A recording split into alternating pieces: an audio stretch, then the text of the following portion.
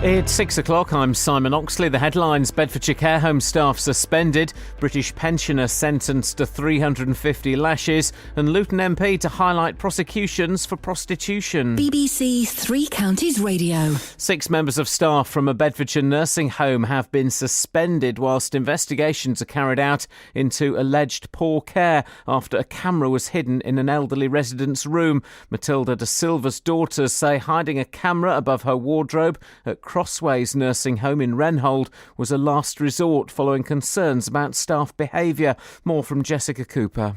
85-year-old Matilda has dementia. Her daughters say they're shocked by the footage they've seen in her room, which allegedly shows some staff being uncaring and problems with communication. The home has told us it prioritises maintaining high-quality care for residents, and it's working closely with the relevant authorities to carry out a thorough investigation. And the Care Quality Commission says they'll continue to work with the local authority to ensure that people using the service are safe. The Foreign Office says it's actively seeking the release of a British pensioner who has been sentenced to 350 lashes in Saudi Arabia for breaking its strict laws on alcohol. Carl Andrew, who's 74, was arrested in Jeddah in 2014 after homemade wine was found in his car. He was also sentenced to a year in prison. The Labour Party has made a sudden policy change and says it will no longer support new rules which would commit future governments to maintaining a budget surplus. The move has angered some of its own MPs. Last month, the Labour leadership said it would back the government's fiscal charter. Figures on the number of prosecutions for prostitution are being highlighted by Bedfordshire MP as demonstrating an unfairness in the justice system. The Labour MP for Luton South, Gavin Shuker, is raising the issue in a debate in Westminster today. More from Carol Abercrombie. Gavin Shuker says figures from the Crown Prosecution Service show that between 2013 and 2015, more than 1,000 faced soliciting and loitering charges, whereas less than 500 were prosecuted for curb crawling. He says that demonstrates more time being spent bringing the sex workers to court than those who are exploiting them. Dutch accident investigators will publish a report today into what caused a Malaysia Airlines jet to crash in Ukraine last year with the loss of nearly 300 lives. Flight MH17 was travelling from Amsterdam to Kuala Lumpur. 10 of the victims were British. Police have issued a warning to motorists who filmed the aftermath of yesterday's crash on the M1 in Hertfordshire. Traffic officers say they saw between 40 and 50 drivers using their phones, with 3 leaning out of their windows with both hands on their phone. Police say all the drivers were themselves being videoed. The 3-car crash happened just after 1 o'clock between junctions 4 and 5 and resulted in 4 people being taken to hospital. In sport, England's cricketers start the first test against Pakistan in Abu Dhabi this morning. Play starts at 7 o'clock our time, and England's footballers made it 10 wins from 10 qualifying matches for next summer's European Championships with a 3-0 win in Lithuania last night. The weather mostly dry and sunny with a chance of a shower, also a cold wind, maximum temperature 13 degrees Celsius. And you can get the latest news and sport online at bbc.co.uk/3 counties. Ed, would do what you do to me. I wish I knew. If I knew how Ed did it to me, Ed would do it to you. Ed would do. Across beds, hearts and bugs. This is Gagan Garawal on BBC Three Counties Radio. Hang on, I'm being slick. Hang on, I'm being slick. Hang on. Slick. I've made my iTunes small. How do I make it big again? Anyone know? I will always be with you. Doesn't matter what you do, girl, with you. No matter what you do, I will always be around. Won't you tell me what you found, girl, won't you?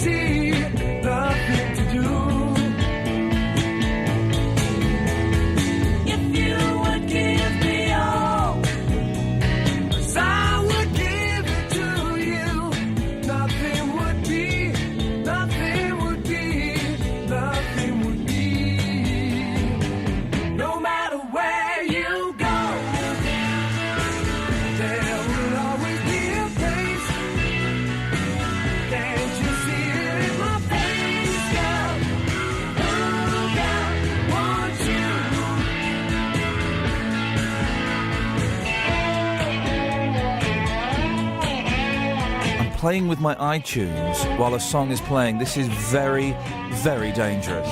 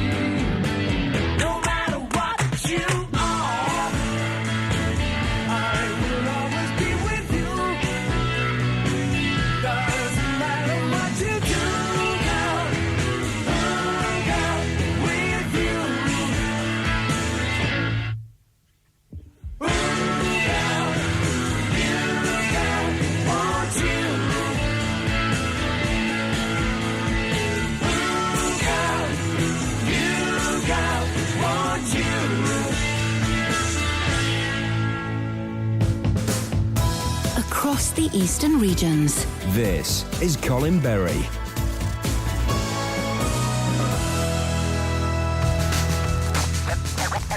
Every man has his techniques, and they're all different.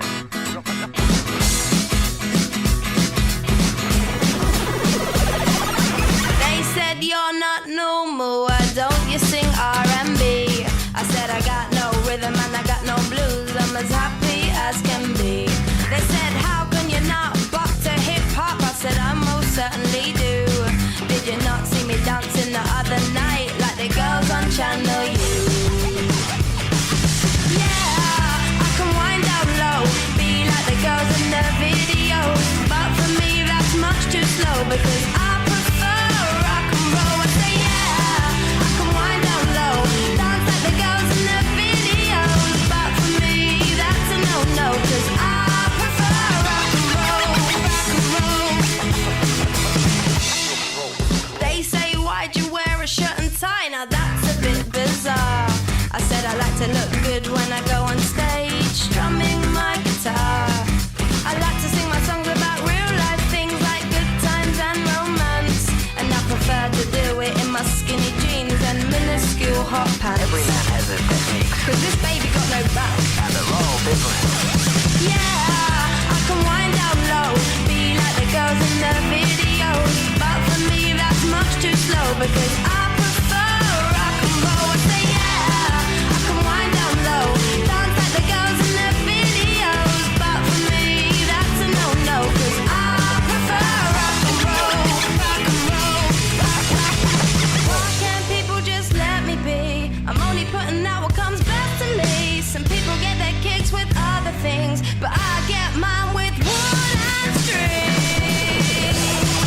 Yeah, I can wind down low, be like the girls in the videos, but for me that's much too slow because I prefer rock and roll. I say yeah, I can wind down low, dance like the girls in the videos, but for me that's a no-no cause I prefer rock and roll. Yeah, I can wind down low, be like the girls in the videos, but for me that's much too slow because I prefer rock and roll. I say yeah, I can wind down low, dance like the girls in the videos, but for me that's a no-no cause I prefer rock and roll, rock and roll. Speaking of rock and roll, she's on the red microphone. That'll be Kelly Betts then. Good morning. Now listen, while the Cath's away, the mice are going to be running all over the shop. Catherine has got a case of, I'm going to phrase it delicately, the trots. She's got the trots. So I'm confused. So you're Cath, Yes. Dishy Danny is you. I'm Kelly.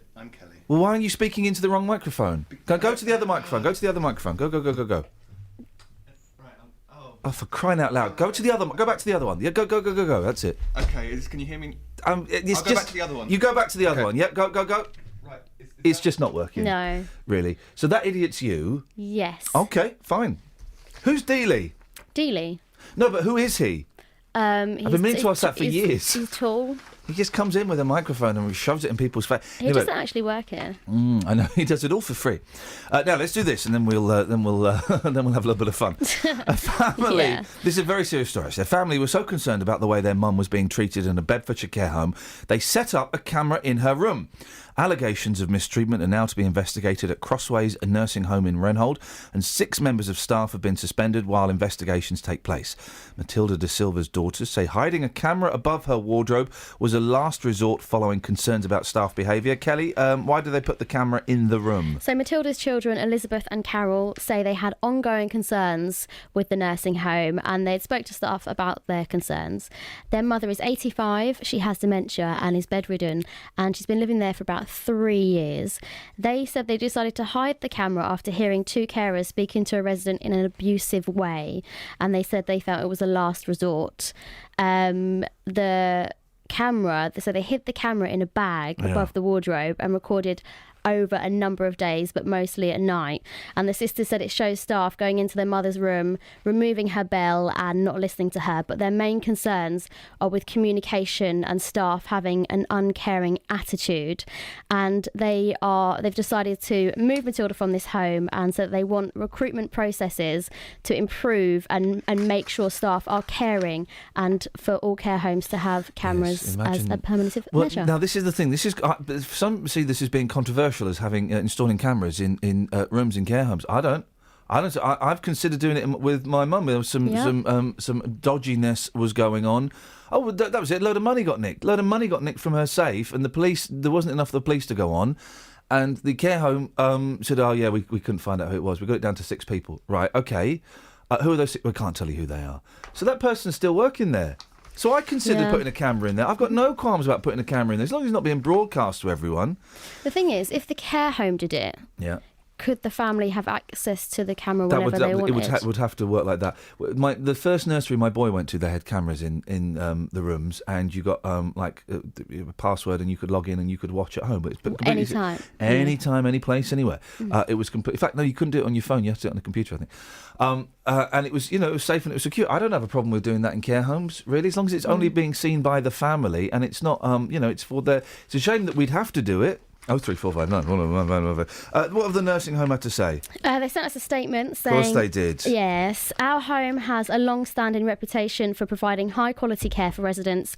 Maintaining those standards is our priority in all actions we take. We are currently working closely with the relevant authorities to carry out a thorough investigation. While this is underway, it would not be appropriate to comment further. Okay. What have you're allowed to put cameras in, aren't you?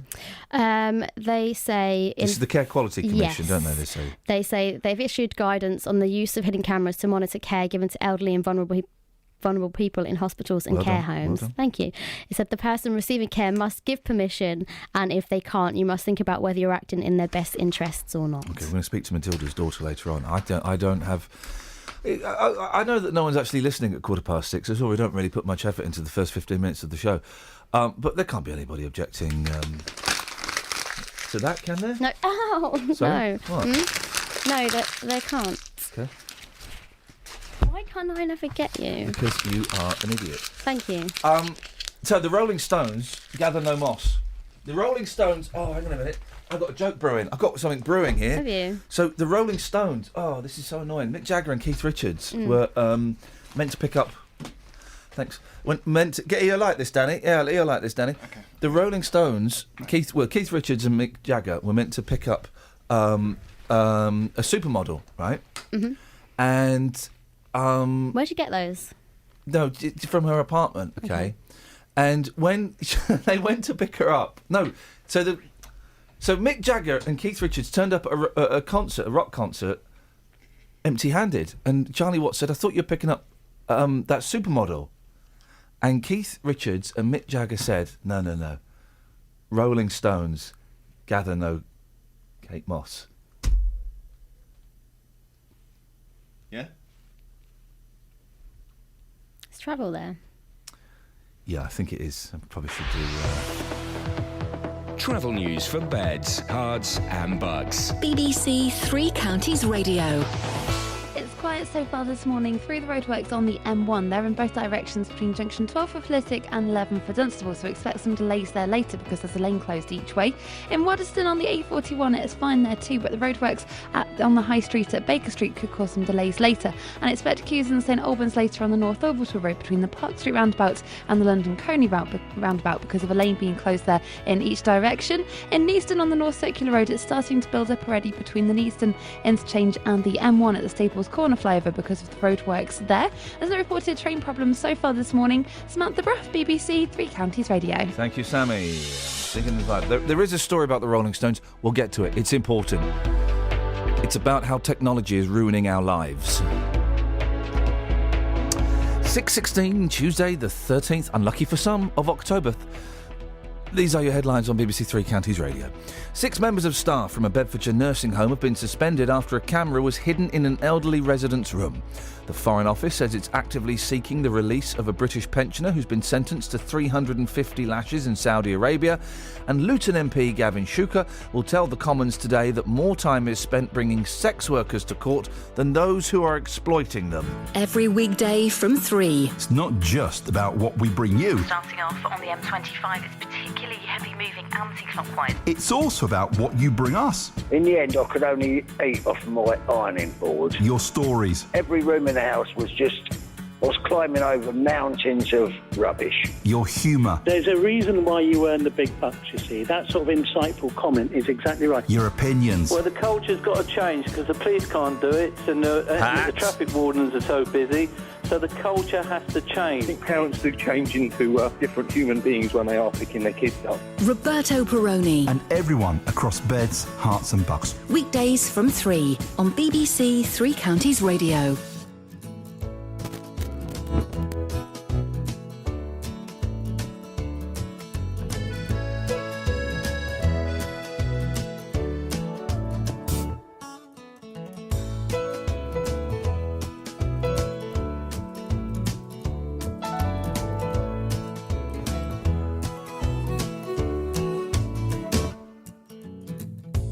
If I had $1 million, if I had $1 million, well, I'd buy you a house.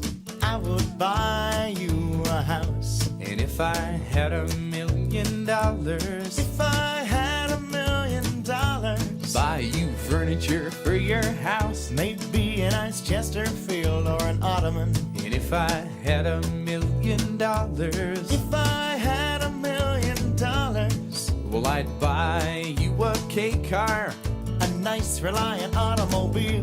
And if I had $1 million, I'd buy your love.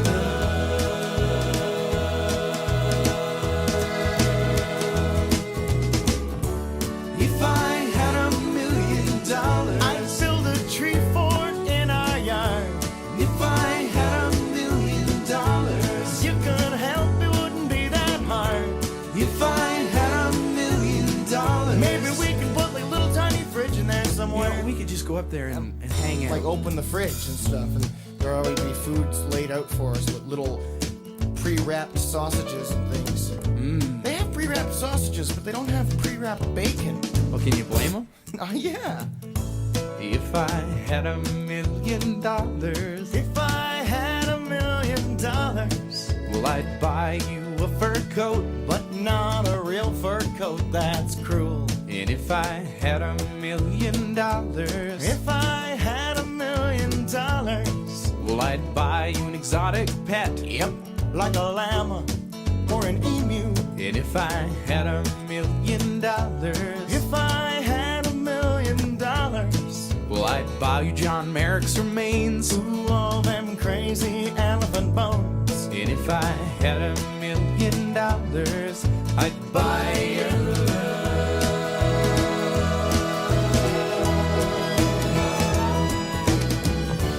If I had $1 million, we wouldn't have to walk to the store.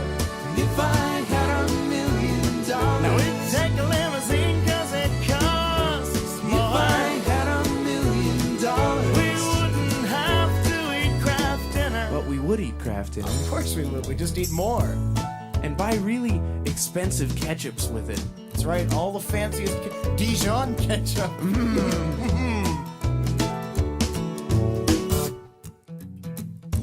If I had $1 million, if I had $1 million, well, I'd buy you a green dress, But not a real green dress, that's cruel. and if I had $1 million, if I had $1 million, well, I'd buy you some art, A Picasso or a Garfunkel. if I had $1 million, If I had $1 million, well, I'd buy you a monkey. haven't you always wanted a monkey? If I had $1 million, I'd buy your love.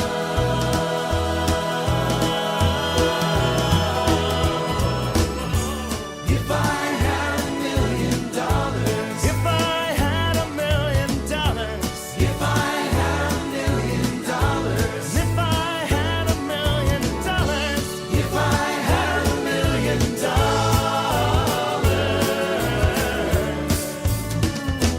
I'd be rich.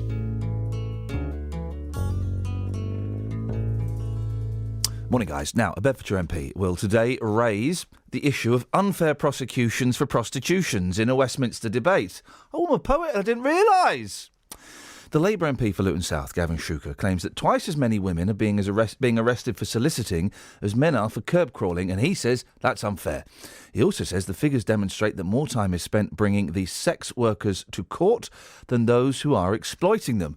Justin Dealey's got more on this. What do these figures show, Just? Morning, boss. Yeah, Gavin Shuker has compiled some figures from the Crown Prosecution Service. Now, these figures compare prosecutions of women caught for soliciting with prosecutions of men caught for curb crawling or paying for sex. Now, if you look just at the specific offence of soliciting, the figures are not actually that high. But when you include the figures for loitering with the intent to solicit, then the figures, which the CPS have put together here, they can be found in the same Act of Parliament, then the figures are actually much higher. To give you an example, in 2013 to 2014, there were 553 prosecutions for soliciting and loitering, and 456 in 2014 to 2015. That compared with 237 and 227 for curb crawling in the same periods. What does Gavin Shuker say is the problem? Well, he says that these figures demonstrate that more time is being spent bringing the sex workers to court than those who are actually out there exploiting them. And he's not the only one as well. There's also a campaign called End Demand, which is calling for much more emphasis to be put on actually prosecuting the men who are out there paying for sex. They say that prostitution only exists because of the demand for it. And the only way to end it or to reduce it is to criminalise the act of paying for sex. Gavin Shuker and the End Demand campaign, they say that prostitutes, they are the victims here and that we should not be prosecuting them. They also say that since the 1990s, paying for sex has become a lot more common. Interesting fact here, with 1 in 10 men, which is pretty high, now admitting to actually having paid for sex. Those are the ones who would actually admit that. I'm sure the real figure is much higher. What's the picture locally, Just? Well, we know that in Bedfordshire, the police have a policy of not arresting any women for soliciting. They say they follow the National Police Chief Council's guidelines. So Gavin Shuker believes that Bedfordshire is doing a good job in following those guidelines, but clearly these figures show that many other forces, they're still arresting women for soliciting or loitering. And if you speak to residents in Hightown and Luton, and let's not forget we've been there many, many times before, they say that they want the women to be arrested for soliciting and that the police aren't actually doing enough to tackle the problem. Later in the programme, you'll be talking to Gavin Shuker and also a local resident from Hightown. Shazad Kadam, of course, for those. Yes. I know that the Shazad Kadam has a big fan club. A lot of people online like to hear his thoughts and his views on this. He'll be on later on, as will Andy Day from CBeebies. He's not in any way implicated in this prostitution story. I'm just kind of throwing forward, Justin, to what's coming up later on in the show. He's going to be on about 8:30. Now, listen. Well, there's a really... The front page of The Sun just shows how amazing Photoshop or just my camera never lies anymore. Well, it does. There's a picture. There's a story about a lady doctor, who's had it away with a couple of patients. She's been struck off. Make your own jokes. And on the front page, she looks absolutely stunning. Absolutely stunning. Sexy. Then you go to the page where she's in court, and she looks not particularly stunning. So that's an interesting aside. But listen, this thing about the Rolling Stones, right? Yes. So, and it's kind of written in a really snarky way that we're supposed to laugh at these old men and go, oh, these old men don't know what they're talking about. 70-something Stones, something's their age, can't work the hotel telly. Yeah. The band, given that they began touring back in the early 60s when the height of home technology was a black and white TV, it's perhaps not surprising that the Rolling Stones struggle a little with many gadgets to be found in a modern hotel room. The band have demanded that clear written instructions on using the TV and the air conditioning are provided by hotels when they tour. The Stones had apparently experienced problems in the past and did not want to ask staff how to get things running. Now, it's all kind of, it's all written in a slightly snarky way. I've been in hotel rooms or in offices or, where I've spent ages trying. How the flipping hell do you turn? I can't even turn it on. Or you can't get it to the right channel. I've lost the original remote control for my TV, so I've had to buy one of those kind of... universal ones. The universal ones, they're right? Awful. Well, I can't get into the menu. I can't get into the menu to change the settings, Justin. Yeah, absolutely. And you know what? This story, they are picking on legends. You leave those boys alone. You name me somebody else who can go into hotel rooms every single week and work the TV. No one I don't can. know one person. No one can. When Boss tries to use the new technology to do like a PowerPoint or something, she hasn't got a clue, and she's bought it. Yeah, she's probably read the instruction manual. Technology. Justin, can you take this to the streets, please? Technology that we have in our homes that we cannot work. Technology that's ruined your life. Ladies and gentlemen, thank you very much, Justin. Speak to you in a bit. Take care. Bye. Ta-ta. 03459 455 555.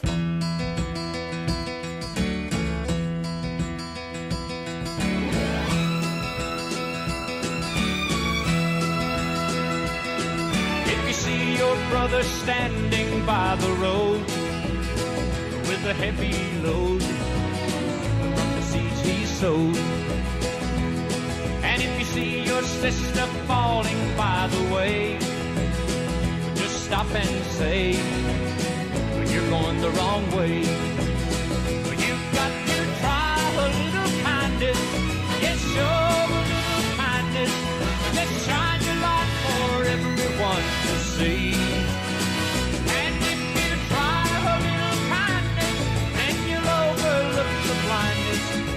Narrow-minded people on the narrow-minded streets.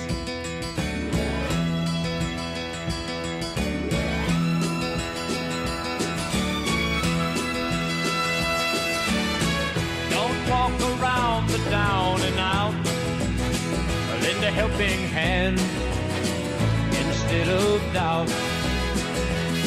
And the kindness that you show every day will help someone along their way. You've got to try a little kindness, yes, show a little kindness, let's shine your light for everyone to see. And if you try a little kindness, then you'll overlook the blindness of narrow-minded people on the narrow-minded street.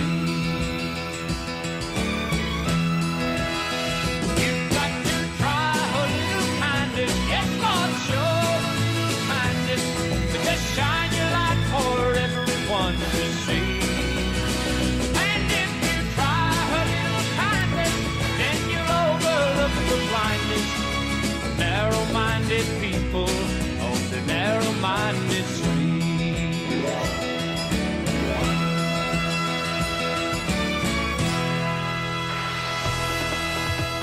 Travel news for beds, cards and bugs. BBC Three Counties Radio. It's starting to get busy on the M25 anti-clockwise between junction 21 for the M1 and 19 for Watford. And a bit further afield clockwise on the M25, a lane's been closed after junction 26 for Waltham Abbey because of lorries broken down.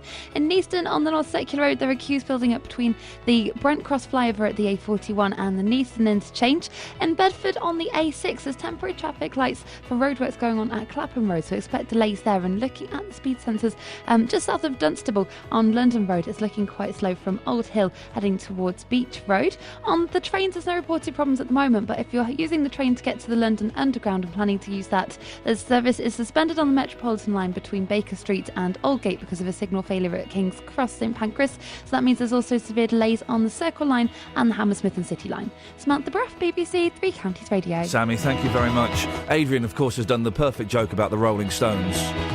If they hadn't spent so many years throwing the hotel TV out of windows, ageing rock stars might have figured out how to use them. Across beds, hearts and bugs. This is BBC Three Counties Radio.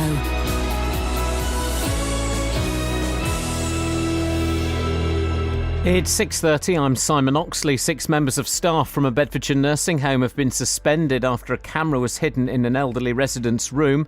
The Foreign Office says it's actively seeking the release of a British pensioner who has been sentenced to 350 lashes in Saudi Arabia.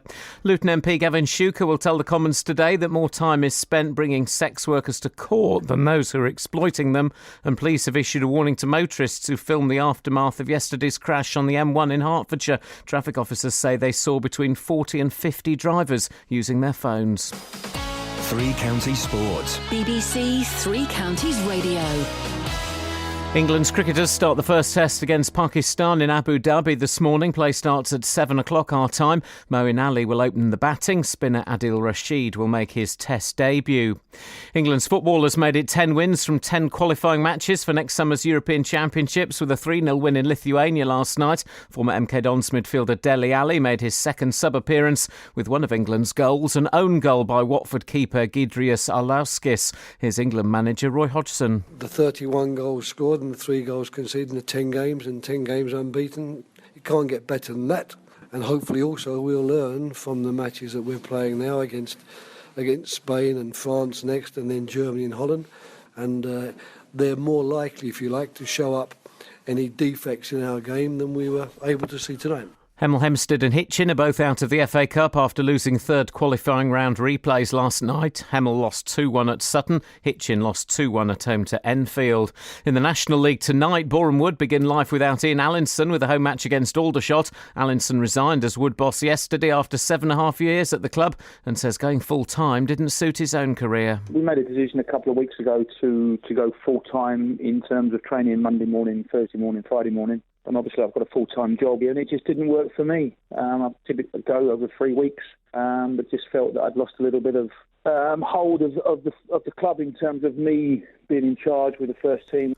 And Towcester Racecourse Chief Executive Kevin Ackerman has been banned from racing for 6 months after being found guilty of corruption. Ackerman laid bets against a horse knowing its jockey aimed not to win. The Towcester Racecourse Board said it would support him in an appeal. BBC Three Counties News and Sports. The next full bulletin is at 7. In that soft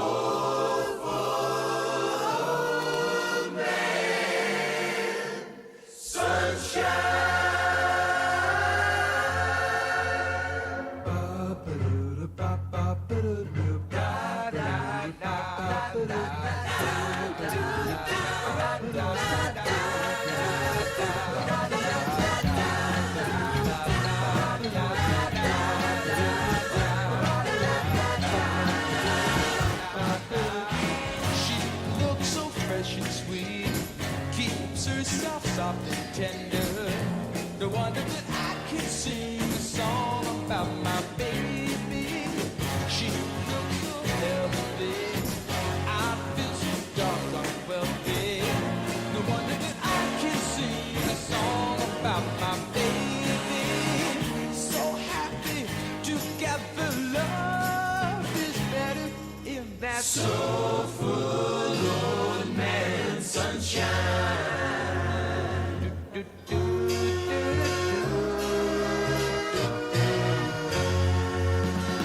She wakes up singing songs of happiness.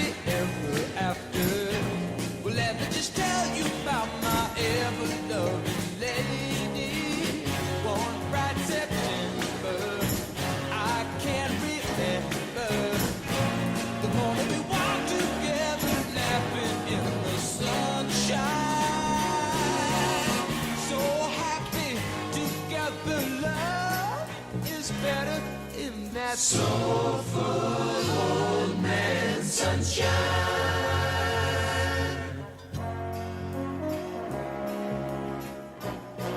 Hey, old man, shine your love on me. Hey, old man, shine your love on me. Soulful old man, sunshine, shine your light divine on me.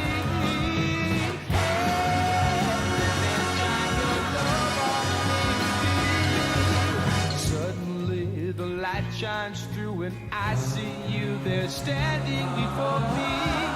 Today the world is new, I feel so high and so far within you.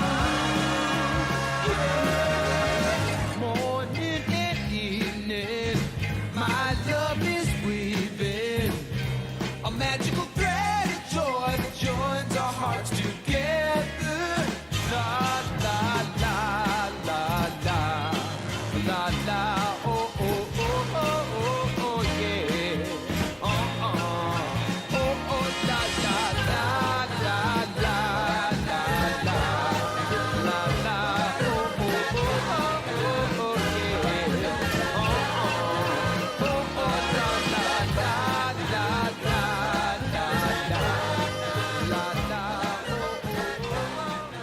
Morning, guys. Morning. Lesby Avenue. 03459 455 555 is the telephone number if you want to give us a call. Kath's away, and while the Kath's away, the mice will be running all over the shop. So Kelly's Kath, Dishy Dave, well, why the hell not, is playing the part of Danny, who's also playing the part of Kelly this morning, and it really is. It can only be described as a humdinger of a show so far. I mean, and by humdinger, I mean stinker. Duncan Bannatyne's doing the jungle. I got asked to do the jungle 3 times. You know what I said to them each time? How much? And they said, we don't tell you until you've agreed to do it. And I went, I'm all right, thanks very much indeed. What, do they tell you roughly how much? Like, is it tenner? It would have been about £80,000. Wow. Whoa. And that's just, it doesn't matter how long you go in there for. I said to them, look, if I get voted out first, do I get the same amount of money? They went, yeah. I went, Why don't you just go in there for an hour and be like, I can't take this? No, if you walk out, then you don't get it. Oh. You've got to be voted out, that's I the thing. You've got to be voted out. Former Dragon's Den star Duncan Bannatyne has signed up for I'm a Celebrity. He's skint now because he got, divorced, didn't it? The entrepreneur, a new love, let's be careful, Nigora Whitehorn. Hang on a second. Nigora Whitehorn. I mean, there's just so many. 35. He's 66. Will also be joined by several of his 6 kids. Oh, they'll be in the hotel, I'm guessing. Hang on, let's just read. Hang on. Oh, I like Duncan. He was my gay choice for quite a long time, Duncan Bannatyne. Oh, what happened? He turned me down. Turned me down, which is a shame. But there you go. There's not a lot in the papers today, which is which makes things a little bit difficult because oh yeah. So the story yesterday, right? The front page of the Sun. Hang on a second.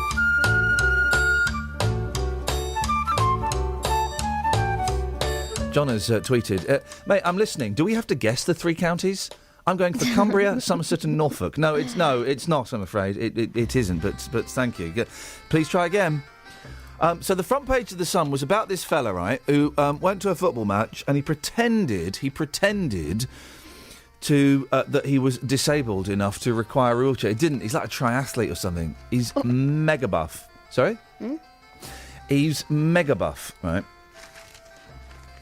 Oh, I'm not reading that text out about his wife's back massager that sits in his wife's bedside cabinet. He pretended to be disabled, right? And now looks like he's going to lose his job. I don't think he's done anything that bad. I've already got in trouble online for saying all this. The football fan who pretended to be wheelchair bound. So, wasn't that a song by Simon and Garfunkel? So he could get front row seats at the Merseyside derby. He's been suspended from his job. They should be... First of all, right, what they should say, when he comes in the office, go, oi, oi, oi, oi, and then they hold the paper up. Oi, oi! And then everyone's a laugh. And then the boss says in front of everyone, no, but seriously, that was out of order, right? That was bang out of order, and you can't be seen to be doing that. That brings his company into disrepute. Into my office, right? Then they go in the office, he says, right, I had to say that down there. It was a little bit naughty, but actually I think it's really funny, and fair play, you've used your initiative. I like that. We're going to bung an extra 50 quid in your Christmas box. This is probably why you're not a boss of anything. Could be. That could be one of the reasons, and the other reason is, it's still an ongoing court case, so I shouldn't really dwell on it. Leisure centre worker Jake Danner, 23, borrowed his disabled granddad's ticket to the match. The amateur triathlete of Dorset was exposed by the sun, but he told us he would do it again. Weymouth Swimming Pool and Fitness Centre manager Rob Slocum said, we're taking the matter very seriously. Jake has been suspended from his role at the centre pending further investigations. I think that's a bit harsh, and I am going to tell the story about what happened. I'm going to tell half of the story about what happened in a swimming pool yesterday. Okay, what half? I took the top half. So I took my boys to the leisure pool. And as always, it's a very, very trying experience. It's a very trying experience. And halfway through, it dawned on me that the youngest actually wasn't very well. We had to keep getting out and going to the toilet. I thought, he's not very well. The second time we got out to go to the toilet, I should have called off the swim. But swimming these days is so expensive. And we came down a short water slide. And as he came down, how do I say? Let me say this very delicately.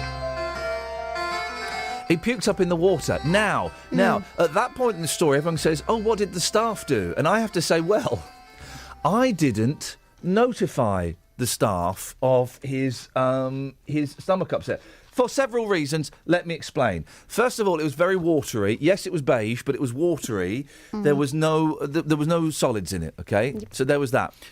Primarily, it was down my arm.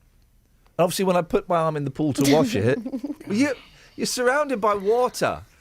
Don't pull a face, Dishy Dave. You know that swimming pools and this has been proven by DNA. They're 86% urine. I don't know because I can't swim. You two should get married, but not go on an island together because you can't swim.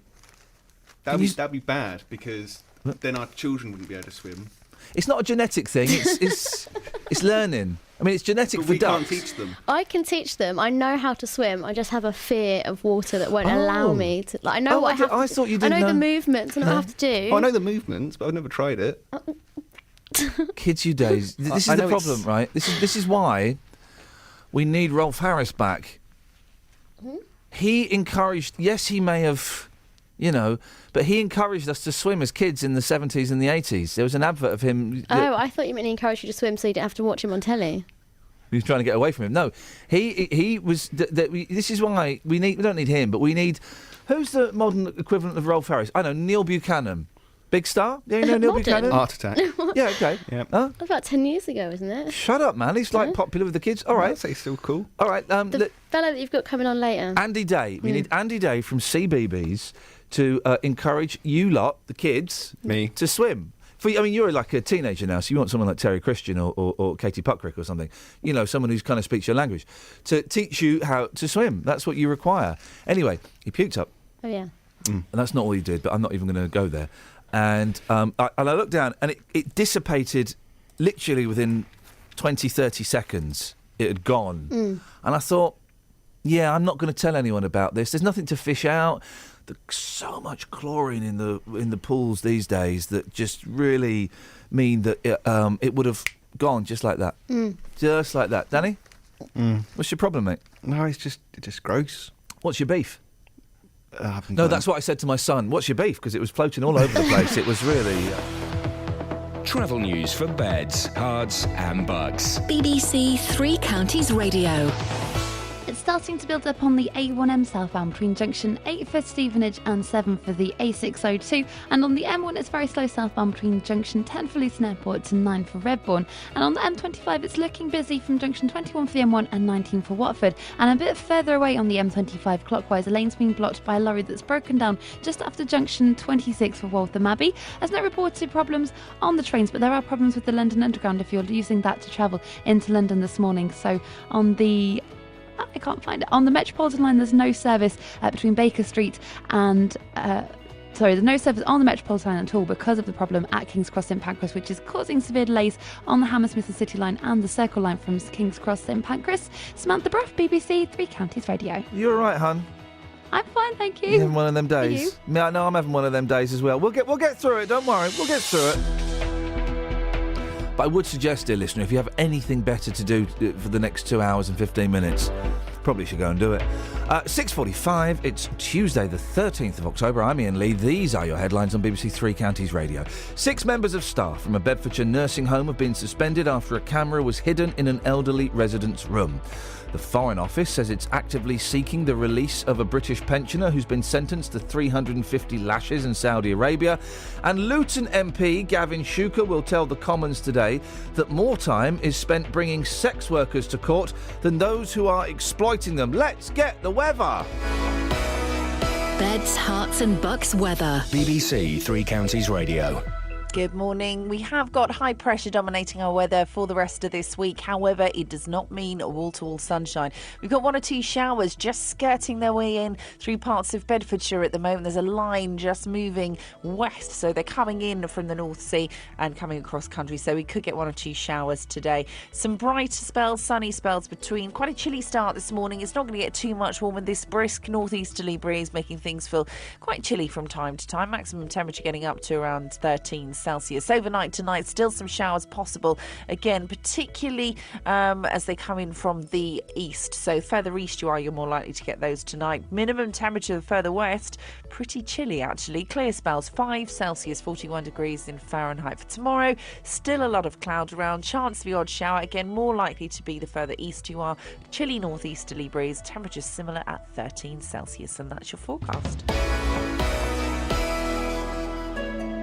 Do you like to keep your eye on the weather? Do you like to record the changing seasons where you live? Does the science of weather fascinate you? We have high pressure in charge of the weather. That means lots of sunny spells around. There's something new coming to BBC Three Counties Radio, and we need your help with it.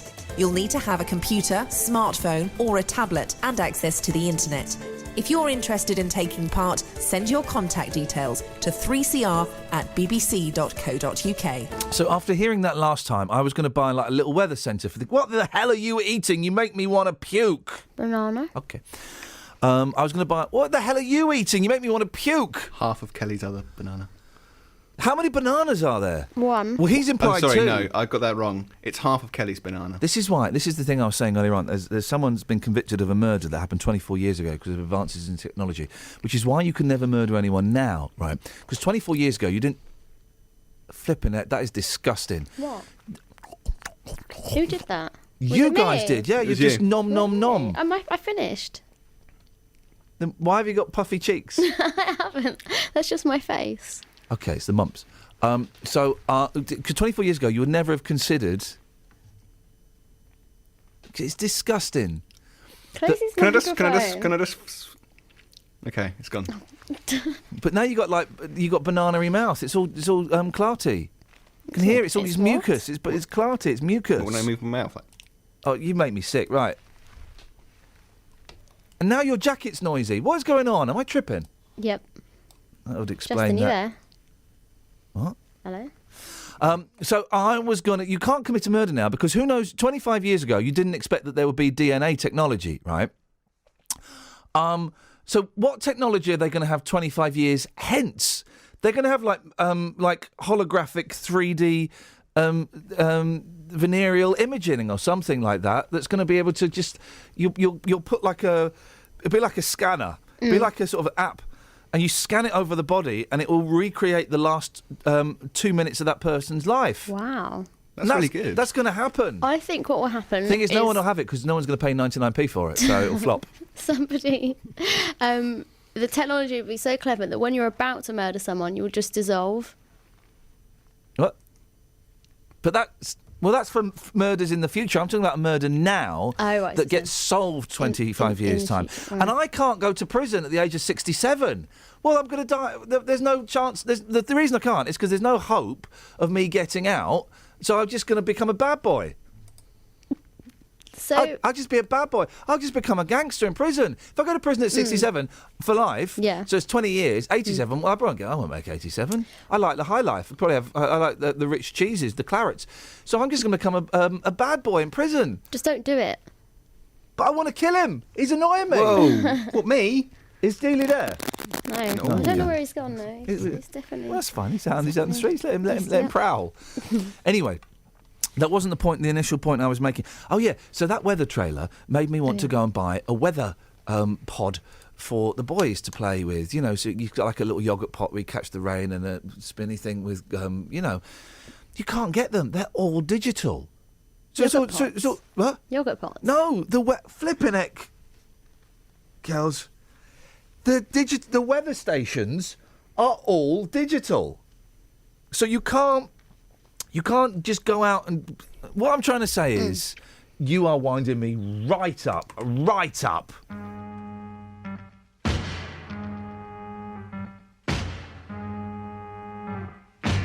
Hot town, summer in the city, back of my neck getting dirt and gritty. Bend down, isn't it a pity? Doesn't seem to be a shadow in the city. All around, people looking half dead, walking on the sidewalk harder than a match here. But at night it's a different world. Go out and find a girl. Come on and dance all night. Despite the heat, it'll be alright. And babe, don't you know it's a pity the days can't be like the nights in the summer, in the city, in the summer, in the city. Cool town, meeting in the city, dressed so fine and looking so pretty. Cool cat, looking for a kitty, gonna look in every corner of the city. Till I'm wheezing like a bus stop, running up the stairs, gonna meet you on the rooftop. But at night it's a different world. Go out and find a girl. Come on and dance all night. Just like the heat, it'll be alright. And babe, don't you know it's a pity the days can't be like the nights in the summer, in the city, in the summer, in the city.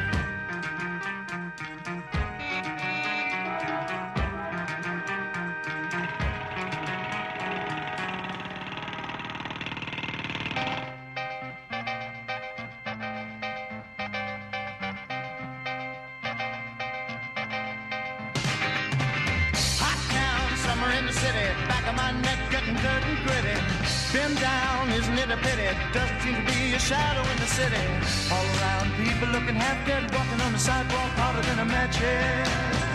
But now it's a different world. Go out and find a girl. Come on and dance all night. Despite the heat, it'll be alright. And babe, don't you know it's a pity the days can't be like the nights in the summer, in the city, summer, in the city.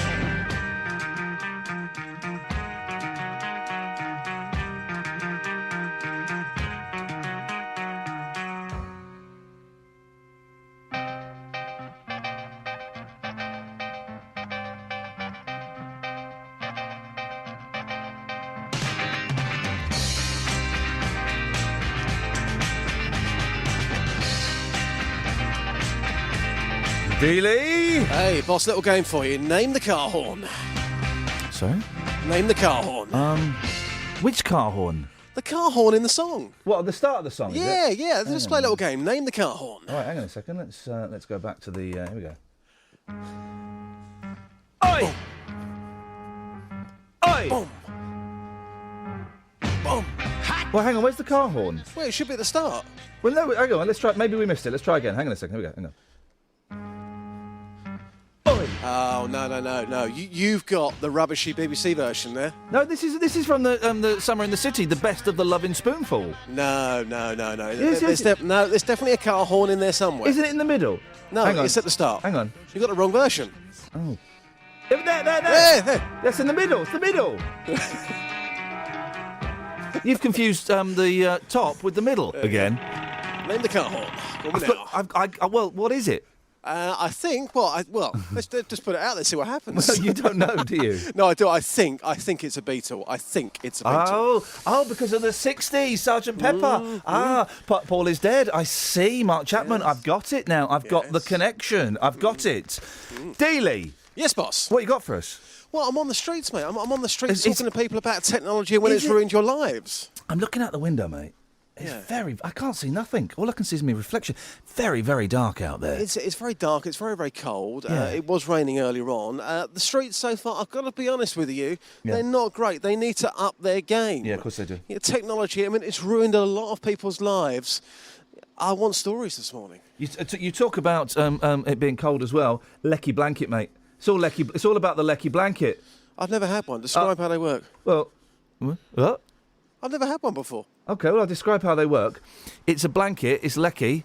Toasty bed. You get a nice toasty bed. Is it not dangerous? No, because it's not dangerous. What? Plug in a blanket into your bed? This doesn't seem right. It's perfect. Hey, do you want to hear a Cat Stevens song you've never heard before? Yes, please. Here we go, boss. There just aren't enough songs about grandmothers. Are there? No, there's not. You always were so nice. When it came to problems you knew, I never did think twice about ever coming to you. So Granny, what on earth can I do? Granny, what on earth can I do? 'Cause this little girl, she's a driving me wild. She's a driving me wild. So wild, so wild, so wild.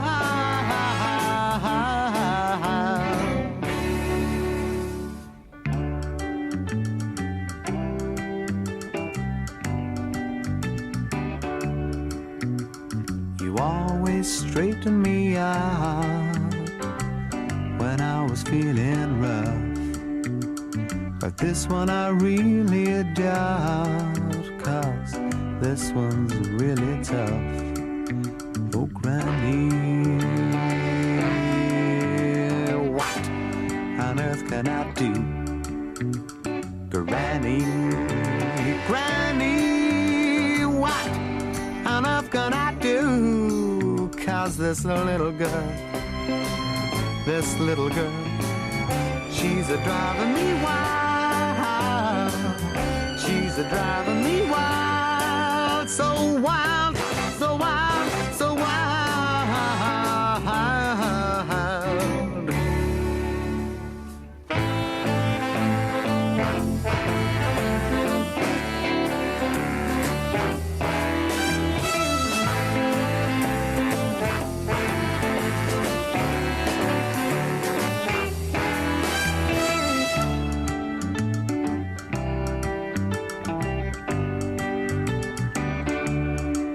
So Granny, what on earth can I do? Granny, what on earth can I do? 'Cause this little girl, she's a driving me wild. She's a driving me wild. So wild. We need more songs about grandmothers, guys, don't we? Don't we? So, cameras in care homes. We shouldn't arrest so many prostitutes. I want anything you fancy. I'm like...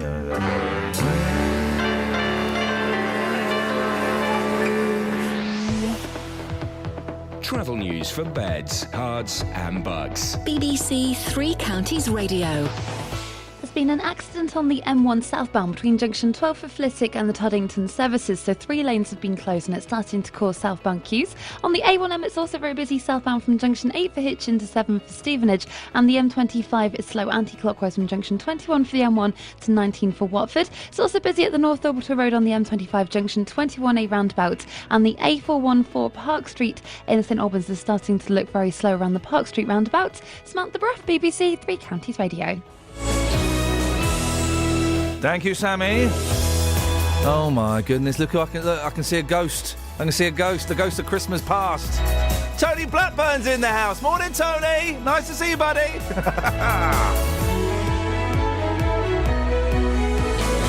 Local and vocal across beds, hearts and bucks. This is BBC Three Counties Radio.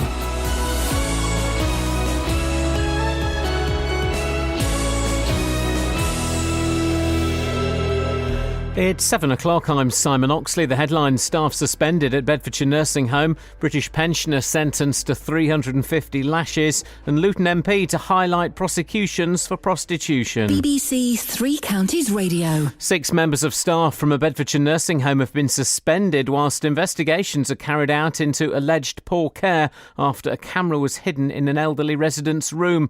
Matilda da Silva's daughters say hiding a camera above her wardrobe at Crossways nursing home in Wrenhold was a last resort following concerns about staff behaviour. Jessica Cooper reports. 85-year-old Matilda has dementia. Her daughters say they're shocked by the footage they've seen in her room, which allegedly shows some staff being uncaring and problems with communication. The home has told us it prioritises maintaining high-quality care for residents, and it's working closely with the relevant authorities to carry out a thorough investigation. And the Care Quality Commission says they'll continue to work with the local authority to ensure that people using the service are safe. A British pensioner in Saudi Arabia has been told he will face 350 lashes for possessing homemade alcohol, which is banned in the country. The Foreign Office says it's trying to secure the release of Carl Andre, who's 74 and serving a 12-month prison sentence. There's anger among some backbench Labour MPs after a U-turn on economic policy by the Shadow Chancellor, John McDonnell. He said at a meeting last night that, following a change of mind, he wouldn't support the government's proposal to require future administrations to run a budget surplus. Figures on the number of prosecutions for prostitution are being highlighted by a Bedfordshire MP as demonstrating an unfairness in the justice system. The Labour MP for Luton South, Gavin Shuker, is raising the issue in a debate in Westminster today. More from Carol Abercrombie. Gavin Shuker says figures from the Crown Prosecution Service show that between 2013 and 2015, more than 1,000 faced soliciting and loitering charges, whereas less than 500 were prosecuted for curb crawling. He says that demonstrates more time being spent bringing the sex workers to court than those who are exploiting them. Dutch accident investigators will publish a report today into what caused a Malaysia Airlines jet to crash in Ukraine last year with the loss of nearly 300 lives. Flight MH17 was travelling from Amsterdam to Kuala Lumpur. 10 of the victims were British. Police have issued a warning to motorists who filmed the aftermath of yesterday's crash on the M1 in Hertfordshire. Traffic officers say they saw between 40 and 50 drivers using their phones, with 3 leaning out of their windows with both hands on their phone. Police say all the drivers were themselves being videoed. The 3-car crash happened just after 1 o'clock between junctions 4 and 5 and resulted in 4 people being taken to hospital. In sport, England's cricketers are starting the first test against Pakistan in Abu Dhabi. Pakistan won the toss and are batting, and England's footballers made it 10 wins from 10 qualifying matches for next summer's European Championships with a 3-0 win in Lithuania last night.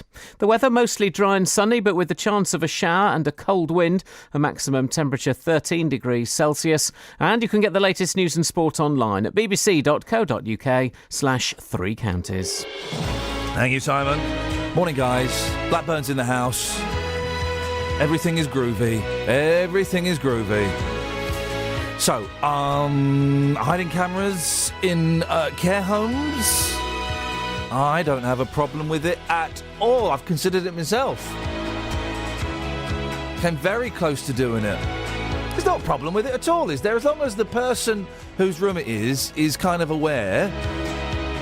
And if they're, but they can't be aware because of their condition or whatever, then as long as it's been done for the best interests, well, there's no problem with that, is there? Gavin Shuker's upset at the number of prostitutes that are getting arrested.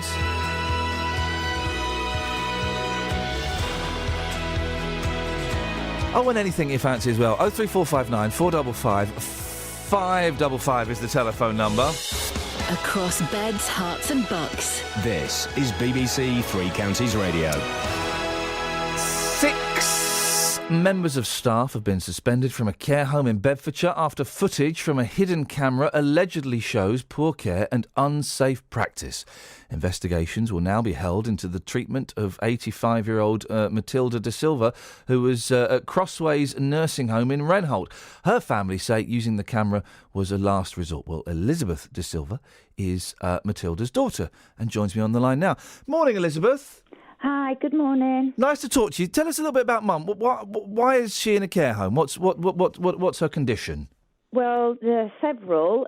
She's now totally immobile, so bedridden, but and she had been cared by my brother for several years at home, ended up in hospital for a year because her health was deteriorating to the point where it took more than one person to move her.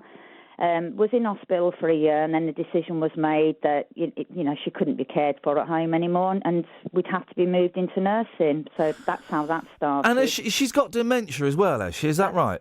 Yeah. And how bad is that? It's never been measured, to be honest, and no tests have ever been done. But strangely enough, since everything come to light, they are in the process of doing that, which is a good positive move. It's unfortunate that it's taken for things to go public before that kind of before that was offered to Mum and to us. How aware is she of? Does she know what day it is? Does she recognise people? She recognises us, which is good. Depending on the state of her dementia, some days are better than others. Right, She's also got diabetes. If the diabetes is managed well and her sugars are stable, then she will be more reactive and more with it, if that makes sense. Isn't that interesting? Yeah. But if the diabetes isn't managed right, and it hasn't always been managed right, then she appears to be a dementia worsened. A bit more confused. Yes, Isn't that absolutely. interesting? Yeah. What made you think? Because my mum's in a care home, and and we put out the ones we love there the most because we want them to be protected and looked after, and it's for their own safety. And we like to think that the people there are doing a good job. What made you think that maybe people weren't doing such a good job looking after Mum? Witnessing bad care practice. They've got an open door policy at Crossways, so saying that we can always go there and raise our concerns, but not being satisfied with the way those concerns were addressed. The final straw came when my sister Carol, on leaving the home one night after a visit, overheard two carers behind closed doors talking very abusively towards a resident while they were obviously changing, we assume, or doing something in his room, saying really nasty things, verbally abusive. And then Carol obviously thought, well, if they're doing that to one resident, they could be doing that to Mum. And that was the final straw. She went home really, really upset and spoke to us all about it, and the decision was made, So how did you do? It wasn't an easy decision. No. Because obviously there are issues surrounding that with not having consent and what have you. And do you go secret camera route or do you go hidden? Yeah. And we thought if there were guilty parties, staff, the only way to disclose that was by getting a hidden camera in. But not an easy decision. No. I'd imagine not. Do you or any of your sisters have power of attorney? We don't. No, okay. No. And with a dementia patient, that in itself poses problems because we've had to have advocates in place to make certain decisions. Yeah. That's one of those things you have to get in early. Okay, so how did you go about doing it then? What were the practicalities of getting a camera and putting it in Mum's room? Doing it in the evening when there was less staff about, because we do have less staff at night, closing the door. And, when Carol was telling me the night she was going to do it, I was petrified for her. She took her son with her. And I said, for God's sake, be careful, So it was doing it very secretly, and finding the right time to do it. The mornings tend to be busier. They do have more staff during the day. So, it was a carefully managed operation. All right, so you filmed it for a while, and obviously, I know you know this, but let's not mention any names of any of the people that work there involved. And I know you appreciate that. Okay, you get the tape back, or whatever it is these days, and watched it. What did you see? I couldn't watch an awful lot, to be honest. Carol, my sister, watched most of the footage because she was putting the camera in and delivering it. She come back the first day. There wasn't much on that. As she was telling me more day by day, on one day, as she was speaking to me about it, I was physically sick with her on the other end of the phone. I just projectile vomiting, because I couldn't cope with it. And I knew I couldn't. When she told me she was going to put it in, I said, it's a good idea. I don't think I can watch it. I was scared. But the kind of things, bad care practice, impersonalised care practice, approaching mum without giving her any warning about what they were going to do. So very invasive practice, not talking at all. And a lot of it was more mental torture, pushing and pulling as well while they were moving her. She's deaf as well, partially deaf, as well as the dementia. So to be that invasive towards a vulnerable person who doesn't know, what is coming at her was, just bad practice. Okay. And it's been really rough. Taunting, cruelty, Can you give me some of the examples? And I'm pushing just because there might be some people who are kind of questioning this. I'm not in any way doubting what you're saying at all. Yeah. But the examples of the cruelty and the taunting. Cruelty and taunting, saying things about the family to my mum, who probably couldn't even hear, to be fairness, that the reason we're being like this towards you is because your family are a certain way towards us. I can't remember the exact wording. Taking a favourite teddy away. She's got this teddy that plays this song about love, right? Throwing it when they're going to attend to her onto the floor and then not putting it back. And if you look at the coverage, she loves this teddy. It sounds such a simple thing, but if you did this to a child, it would be considered as child abuse. Oh, yeah. And not putting it back for her, after they've done what they've done. Bad hygiene practice when she's wet through to the bed, going to put on another sheet without even washing the bed down, which I have pulled carers up about and said, are you not going to wash the bed before you put another sheet on? They've done it, but given me a dirty look. I have worked in the care industry myself. I know it's difficult, so I've given a lot of benefit of the doubt, and I feel a bit silly that you have and a bit naive, and I've tried to help as much as I could. So, I think a lot of the time I've sided for the carers. I've been, I know they've got a difficult job, etc., but, there's changes that need to be made. It's not just the elderly that are vulnerable. Some of those very caring carers are vulnerable as well, and often forced to leave because they can't stand working in a non-caring environment that is meant to be caring. Now, Elizabeth, I'm going to play devil's advocate for a second, and I hope you'll indulge me. You actually, you haven't seen the footage yourself, and I have. You have seen it now. I have. Yeah, okay, I couldn't bear to look at it originally. Carol actually left her laptop with me last night, and I was trying to send clips over to people who have requested it. So I got to look at more of it. Yeah. And I have seen bits prior to that as well. I couldn't personally digest too much in one go. If it wasn't your mum, if it was somebody else, or if somebody else was looking at that, would it be considered abuse? Do you know what I mean? Because sometimes when we see our parents or our kids or our family being treated, we kind of take it sometimes, we make it out to be a little bit worse than it actually is. Do you know what I mean? Yeah. As far as physical abuse goes, it's definitely not as bad as what I expected. But as far as bad practice goes, being non-judgmental, if it wasn't my mum, I think that I would be appalled. The area management have watched this footage, so have social services, and the safeguarding team, and it was the footage that gives them enough cause to suspend 6 staff. So I don't think we have been reacting overly because, it's our mum. No, and I appreciate you answering our aims are to stop this from happening in the future, and I think putting CCTV cameras in every single home would be a good way to prevent that. Elizabeth, have they given you any idea how long, this investigation will take place? Will take? No, not really. No, I mean, okay. the area management team, I've been there since Carol took the footage to social services. A meeting was there with Carol, the safeguarding team, social services.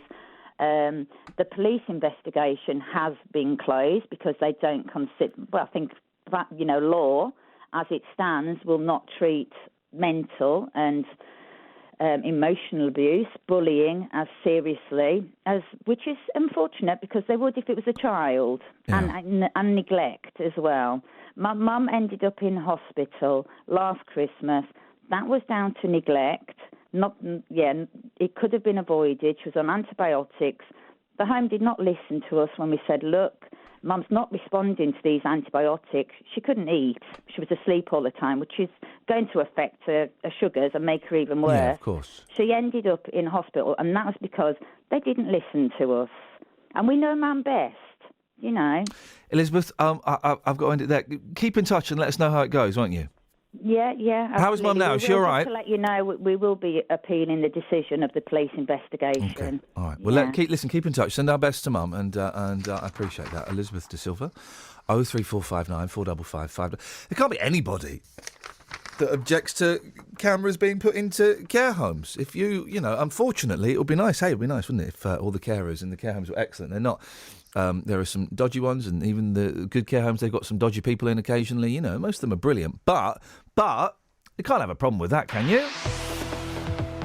Travel news for beds, cards and bugs. BBC Three Counties Radio.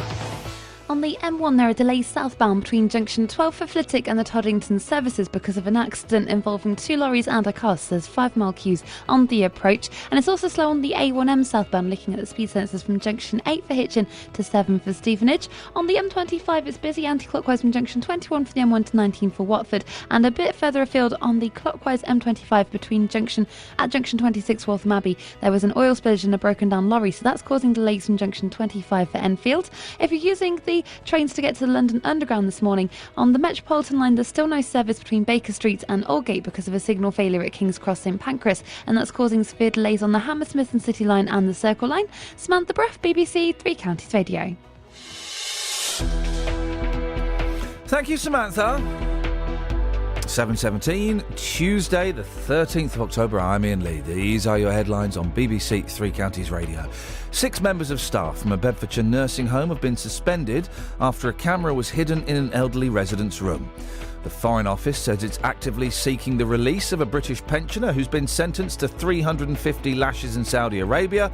And Luton MP Gavin Shuker will tell the Commons today that more time is spent bringing sex workers to court than those who are exploiting them. When you need local news. The headlines: serious injuries for Bedford cyclist and heritage windfall for Luton Museum. When you need local travel. M40 southbound 1 lane blocks and there's queuing, 2 lorries and a car involved. When you need local weather. Lots of sunny spells around, more sunshine developing, of course, plenty of blue skies as we head into the afternoon. BBC Three Counties Radio is here. Bedfordshire Police are defending plans to halve the number of community support officers in the county. With local, up-to-date news and travel bulletins throughout the day. Get your travel after Paul Young. Wherever I lay my hat, that's my home. You'll always be up to date. That's the forecast. BBC Three Counties Radio. Why are we so obsessed with weather at the moment here? What is going? I don't understand what's going on. Every trail's about we're gonna marry weather. Oh, well, I'm gonna give weather a big kiss on its bottom. Why are we totally obsessed with weather? What's going on? Something's going on, and then something's going on, and they're not telling me, and I got 24 hours to find out what it is before I die. Do you know what's going on, Daniel? I don't know, but I love weather. You see? There's a conspiracy going on, man. I don't get the weather. Well, I mean, I get it. It's the sun and the rain, isn't it? And strangely, the moon. 03459 455 555 is the telephone number if you want to give us a call. Now, a Bedfordshire MP will today raise the issue of unfair prosecutions for prostitution in the Westminster debate. The Labour MP for Luton South, Gavin Shuker, claims that twice as many women are being arrested for soliciting as men are for curb crawling, and it's unfair. He says the figures demonstrate that more time is spent bringing the sex workers to court than those who are exploiting them. Well, Gavin joins me now. Morning, Gavin. Good morning. So why are you calling for a debate on this in Westminster today? Well, really simply, over the last 20 years or so, there's been an approach to prostitution which has been about trying to target the men that create the demand in the first place, rather than the women that are often very vulnerable, addicted to drugs, alcohol, so on. We try and divert them from the courts. Now, what's happened in the last 2 or 3 years, and actually over the last 5 years, has been a shift in the ratio of prosecutions. So more men are getting off, and in lots of ways, and more women. Gavin Shuker at 7:20 in the morning. Unbelievable language. And I've got a whole long day to go ahead of doing it as well. Go on. But more women are finding themselves in the criminal justice system. Yeah. And that strikes me as a fundamental unfairness. What I'm not calling for is for all of the laws around prostitution to be, torn up. I actually take a quite strong line on prostitution. I think we should introduce a sex bylaw which prevents men from buying sex in the first place. But there's a fundamental unfairness here. It reflects in the criminal justice system, and it is really simple. If you are rich, you've got the money to go out and buy and exploit women, you're getting off scot-free.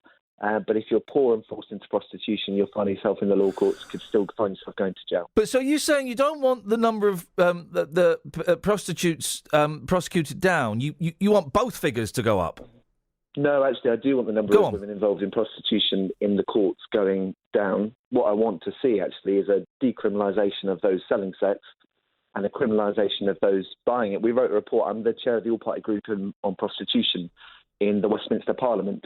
We wrote a report last year that kind of looked at all these issues in the round, and government at the time said, well, don't worry, we kind of agree with your approach. We don't think women should be taken through the courts. Unfortunately, the numbers don't back that up at all, and the trend is getting worse, which is why, as you know, it's not an issue where there's a whole load of votes in it. It's not an issue where politicians are clambering over themselves to talk about it for obvious reasons, because it involves sex. But the reality is this is quite an important social issue, which is what the debate today is about. Now, the figures, I haven't got the figures in front of me, but the figures that you're referring to are made up for prosecutions for soliciting and loitering. And apparently the figures for soliciting alone are not that high. Is that right?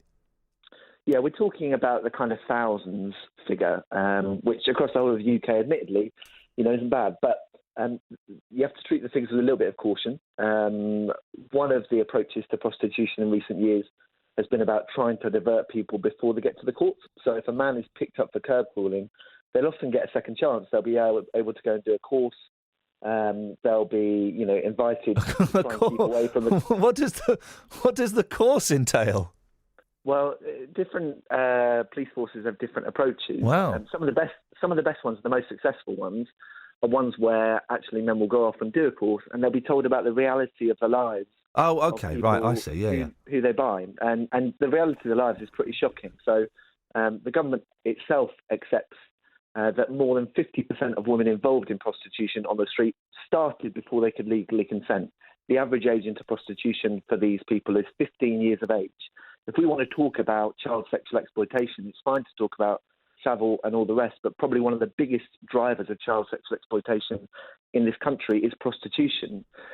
More than 75-80% of women on streets anecdotally are addicted to Class A drugs or have serious alcohol abuse problems. It's not funny. The reality is when you're confronted with that and you're confronted with the choices that you're making, I think it does change people's behaviour, and the numbers seem to back that up.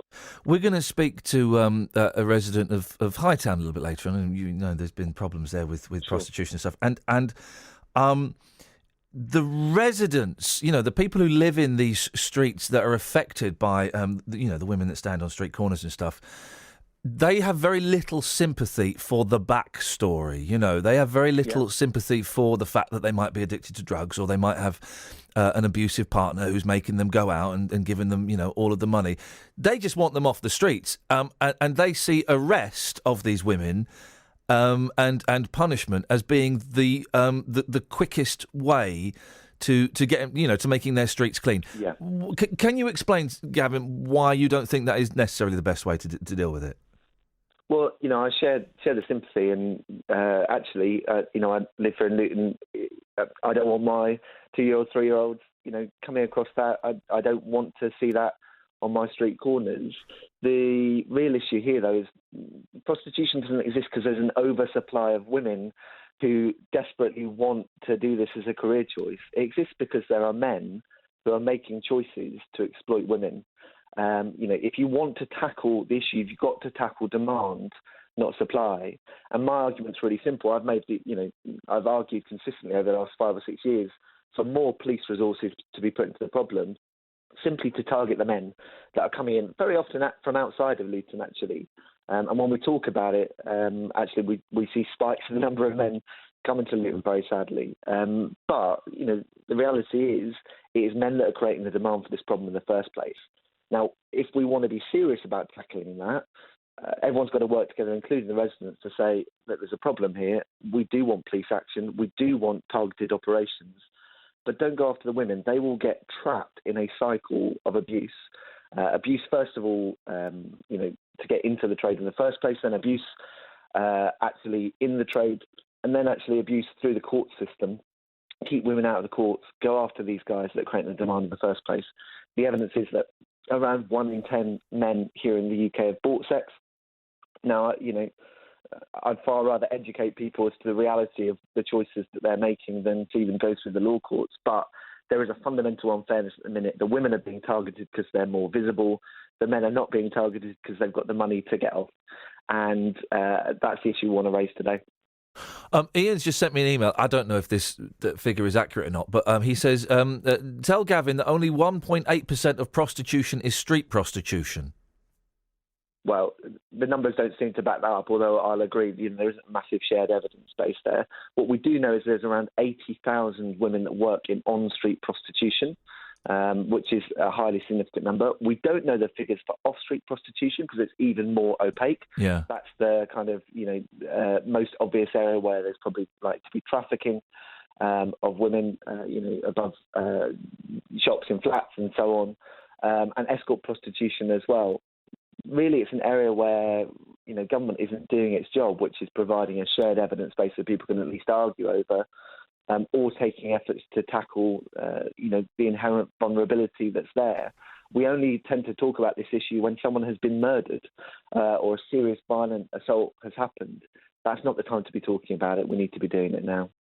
Is there not an argument for, and I don't know what my thoughts are on this, Gavin, so I'm just throwing this out there and kicking it around, for legalising it? There are places in the world where they, and it was, didn't they try it somewhere up north? That's as vague as I am, where they kind of had an area where it was legalised, where prostitution was decriminalised, that vague difference. Yeah. Is there not an argument for that to make it safer for everybody who's involved, the women involved and the gentlemen as well? Well, there are some countries around the world that have decriminalised or legalised prostitution. People often cite Holland, obviously, which is a much more liberal regime. Interestingly, in Holland, since they've done that, they've started to roll back and trying to put in more criminal sanctions simply because they've seen an explosion in the size of the trade. The argument has always been, well, it'll always be with us and there's nothing that the law can do to adjust the size of it. The evidence isn't there. In New Zealand, where they went for a full decriminalisation of prostitution, there was some limited evidence that some sex workers felt safer. Unfortunately, the size of the trade of sex trafficking, which we can all agree is a massively abhorrent crime where people are basically taken into slavery to sell sex to be criminally exploited in that way, went up massively as well. I personally favour an approach by the Nordic countries where actually the sale of sex is decriminalised, so you deal with the issue where women, and by and large it is women, around about 95% of those working in selling sex are women, almost 99, 100% of those buying sex is men, where the offence of purchasing sex, which is what the men are doing in the first place, is criminalised, and where you massively boost programmes to exit. The evidence in my mind is that you can tackle trafficking, that you can reduce the scale of demand, but most of all you can change public attitudes, which is the thing that changes this in the long run. In those countries, such as the Nordic countries, is the most successful one. I'd like to have that debate, and that's what we're trying to do today. All right, Gavin, nice one. Listen, I appreciate your time. Let us know how it goes. Thank you very much indeed. 03459 455 555 is the phone number. Travel news for beds, cards and bugs. BBC Three Counties Radio. There's a lane closed on the M1 southbound between junction 12 for Flitwick and the Toddingston services because of an accident between two lorries and a car that's causing 5-mile queues on the approach to that accident on the M1 southbound.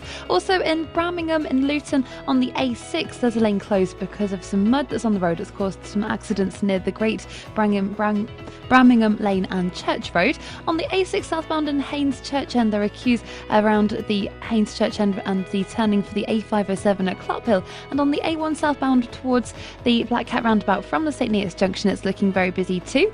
On the M25, it's slow anti-clockwise from junction 21 for the M1 to 19 for Watford, and a bit further away there's still a lane closed clockwise just after junction 26 for Waltham Abbey, which is causing delays from junction 25 for Enfield. Samantha Bruff, BBC Three Counties Radio. Across beds, hearts and bugs. This is BBC Three Counties Radio.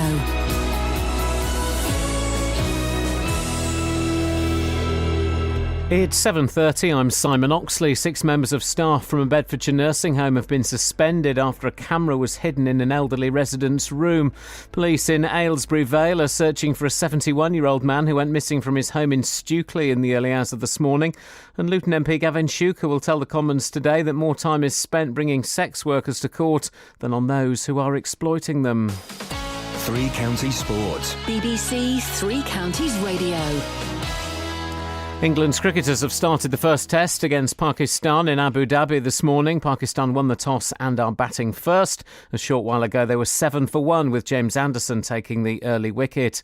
England's footballers made it 10 wins from 10 qualifying matches for next summer's European Championships with a 3-0 win in Lithuania last night. Former MK Dons midfielder Dele Alli made his second sub-appearance with one of England's goals, an own goal by Watford keeper Giedrius Arlauskis. Here's England manager Roy Hodgson. The 31 goals scored and the 3 goals in 10 games and 10 games unbeaten. It can't get better than that. And hopefully also we'll learn from the matches that we're playing now against Spain and France next, and then Germany and Holland. And they're more likely, if you like, to show up any defects in our game than we were able to see tonight. Hemel Hempstead and Hitchin are both out of the FA Cup after losing third qualifying round replays last night. Hemel lost 2-1 at Sutton. Hitchin lost 2-1 at home to Enfield. In the National League tonight, Boreham Wood begin life without Ian Allinson with a home match against Aldershot. Allinson resigned as Wood boss yesterday after 7.5 years at the club and says going full-time didn't suit his own career. We made a decision a couple of weeks ago to go full-time in terms of training Monday morning, Thursday morning, Friday morning. And obviously I've got a full-time job here and it just didn't work for me. I typically go over 3 weeks, but just felt that I'd lost a little bit of hold of the club in terms of me being in charge with the first team. And Toaster Racecourse Chief Executive Kevin Ackerman has been banned from racing for 6 months after being found guilty of corruption. Ackerman laid bets against a horse knowing its jockey aimed not to win. The Toaster Racecourse board said it would support Ackerman in an appeal. BBC Three Counties News and Sport. The next full bulletin is at 8. Laid bets against a horse? Kelly, what on earth have you been up to?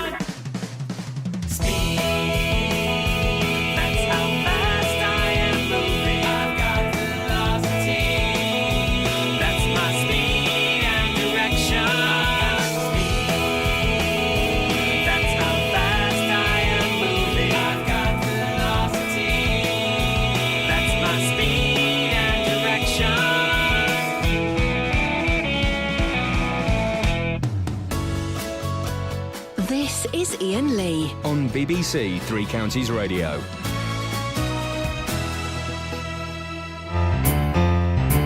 Morning, guys. Iain Lee, BBC Three Counties Radio. So, of course,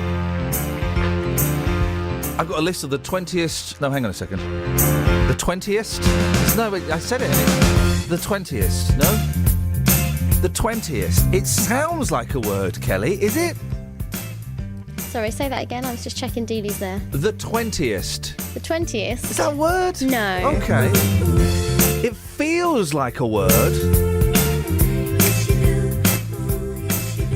The 20th? No, again, I just can't not say it now. Hang on a minute. We're going to... So I've got a list of the 20th most influential women. It works! It's a word, guys! And that's how language is created. So, the 20th most influential women. Number 1, Helen Mirren. I mean, flippin' heck, guys. What influence has she got, apart from making men think that, old women can be hot? I mean... OK, the second... I'm doing this in the wrong order, of course. If this were a chart, I would be doing it in reverse. I should be doing Helen Mirren in reverse, and I've not. It doesn't matter. Number 2 of the 20th... The 20th. 20th is a word. It is a flipping word. Is it? What does it mean then? 20th. Well, it's the 20th. Is it not a word? Flipping heck. I mean, while the cat's away, the mice are going to be running all over the shop. OK, so the number 2 in the 20th most influential women is J.K. Rowling. I mean... I can kind of dig that. I can kind of dig Rowling, because she wrote the books. She's got millions.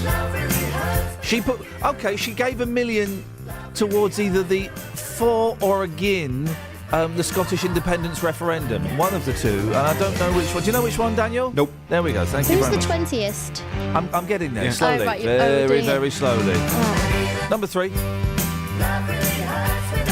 Would you please welcome to the stage Michelle Obama. I mean, that's... Number 4 of the 20th most influential women.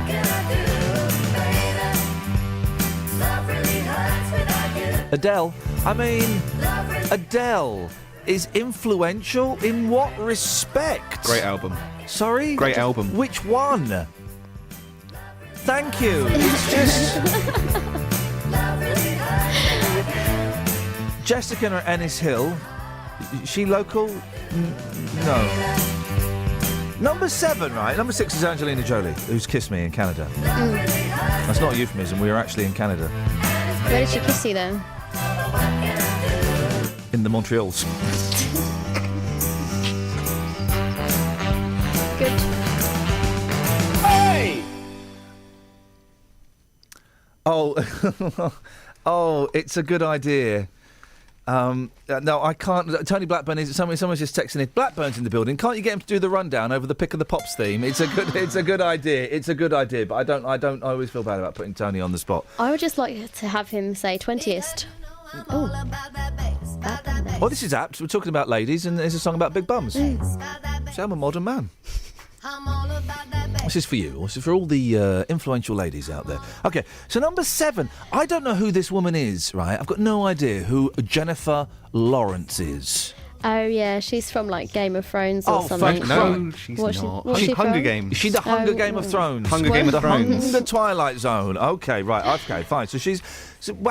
where's her influence? She's an actor. She has no influence, not even in the films. She is told what to say, how to say it, and where to look. She's got literally no influence. All of her influence is taken off her. She has no influence whatsoever. She inspires young women like me. To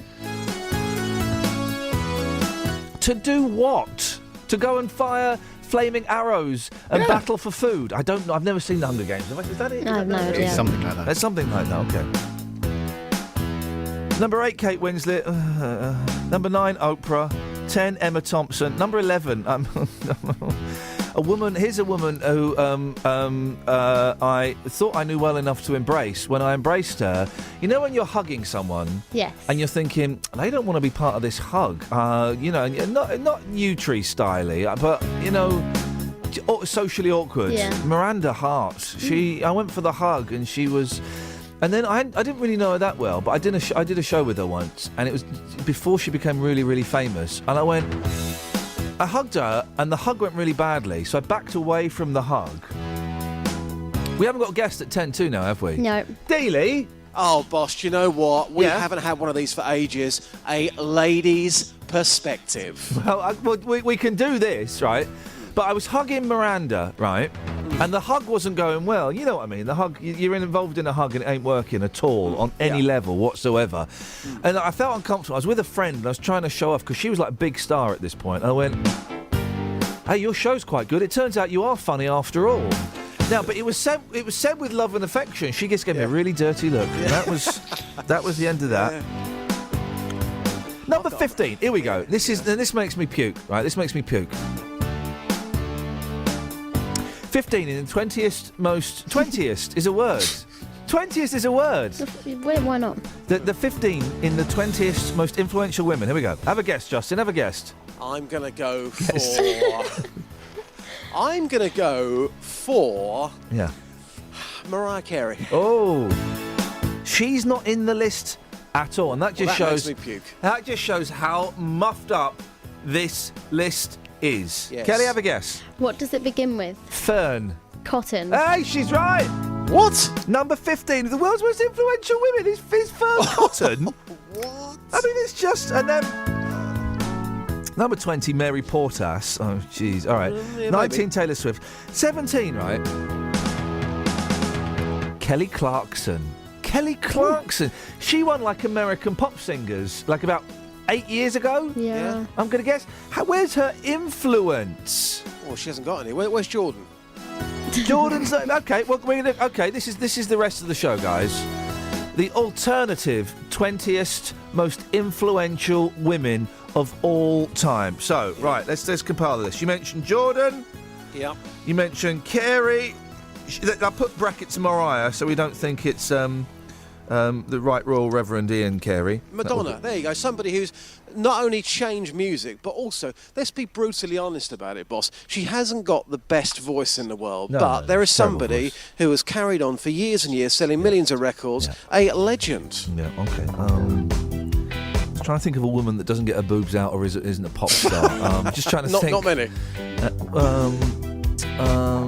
Michaela Strachan. Yeah, Michaela Strachan. Michaela Strachan, yep. We'll put Strachan down. Who's the woman? Who's the newsreader who talks like that? I know that sounds like Trevor McDonald. Hello, my name. Moira Stewart. Moira Stewart's on there. Put her up there, yep. I like her. Stewart's on there. Moira Stewart. Fat Pat from EastEnders. Yeah. Oh, Gail Platt from Corrie. She's lasted the test of the time. No, yes. She's lasted the test of the time. Hang on. Kelly Betts. June Brown. Dot Cotton. Yeah. Don't be so ridiculous. She's not going on the list. What a ridiculous thing to say. Okay, right. This is okay. Well, 0345. The show at 7:42 has found its vibe. Don't worry. I'll give half my money back to the boss. But now we're in the New York groove. Women of influence. This list. Let's see who's compiled this list. Almost 3 in 10 said they've worn, said, or done something a little differently after seeing a celebrity do something. Mary Young, UK and international marketing director at Lillette. Hello. Said women in the public eye can make a real difference to how others lead their lives. Okay, well, this is obviously nonsense. We're going to compile the real list. Justin, I know you got a Vox. We're going to do it after the weather, if that's okay. Yeah, no worries, mate. And then for the last hour, we're going to focus on this. Is that okay? So tell Fulbrook to tone it down. I can hear him in the background. I know. Daniel's saying, unbelievable. David, I can't hear you. I'm trying to make a radio programme here. Yeah, who are you on the phone to? Just a mate. But this is, you know what I mean. Daily, speak to you just after the weather. Yeah, thanks, Blake. Cheers, buddies. Ta-ta, ta-ta, ta-ta. Influential women, please. 03459 455 555 is the telephone number if you want to give us a call. Let's say they have to be alive. I think that's so. Florence Nightingale, who Ollie says, I'm pretty sure she invented candles. I'm not totally convinced that's the thing. 03459 455 555. Oh, by the way, we're all gonna die. We're all gonna die. I tell you why. A third of workers. This is. I mean, technically, I get paid for going to a place. That's work. A third of workers risk their health by drinking over 4 cups of instant coffee a day. I've only had 3 so far. Cool. Is that a hint, or...? Well, I don't know. If you take it as a hint, then it's a hint. Do you want less coffee? No. I don't know what you mean. I've only had 3 cups of coffee today, Danny. And this one is empty. So negative. Maybe... Are you sure it's empty? Sure. Yeah, it's empty. Why don't you come and have a look and walk slowly round to the kitchen area whilst looking at it and see if you can work it out for yourself. How does that sound, Daniel, son? Can you take that one as well? Does anyone want a coffee? Hey! Travel news for beds, cards and bugs. BBC Three Counties Radio. It's very slow on the M1 southbound because the lane's closed between junction 12 for Flitwick and the Tardington services, and there are delays right back from junction 13 for Bedford now. And on the A6 southbound in Haynes Church End, there are queues busier than usual between the Old Main Road and the A507 at Clop Hill. In Birmingham on the A6, the lane's been closed because of mud on the road and 3 accidents between Great Birmingham Lane and Church Road. And on the M25 clockwise, the lane's closed just after junction 26 Worth Mabbey, causing delays from junction 25 for Enfield. Also on the M40 heading away from London towards the Denham roundabout, from the Denham roundabout towards the M25, there are queues. And on the underground, if you're using the train to get into the underground this morning, the service is suspended on the Metropolitan line between Baker Street and Aldgate, and there are severe delays on the Hammersmith and City line and the Circle line because of a signal failure at King's Cross. Samantha Bruff, BBC Three Counties Radio. Thank you very much, Sammy.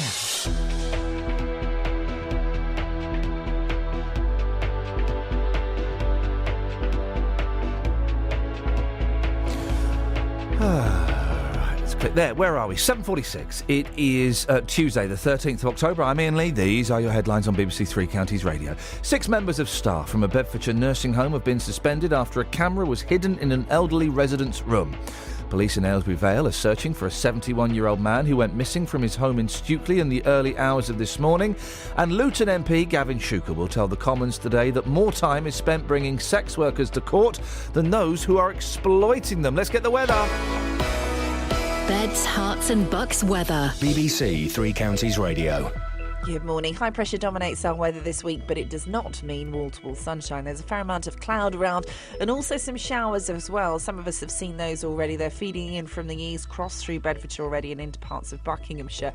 Now, these could pop up at any point today, but in the most part, further west you are, it is going to be a drier day. Temperatures quite chilly at the moment, between 5 and 7 Celsius across all 3 counties. As we head through the day, that chilly northeasterly breeze will make things feel just as cool. We're looking at a maximum of just 13 Celsius, so a chilly afternoon.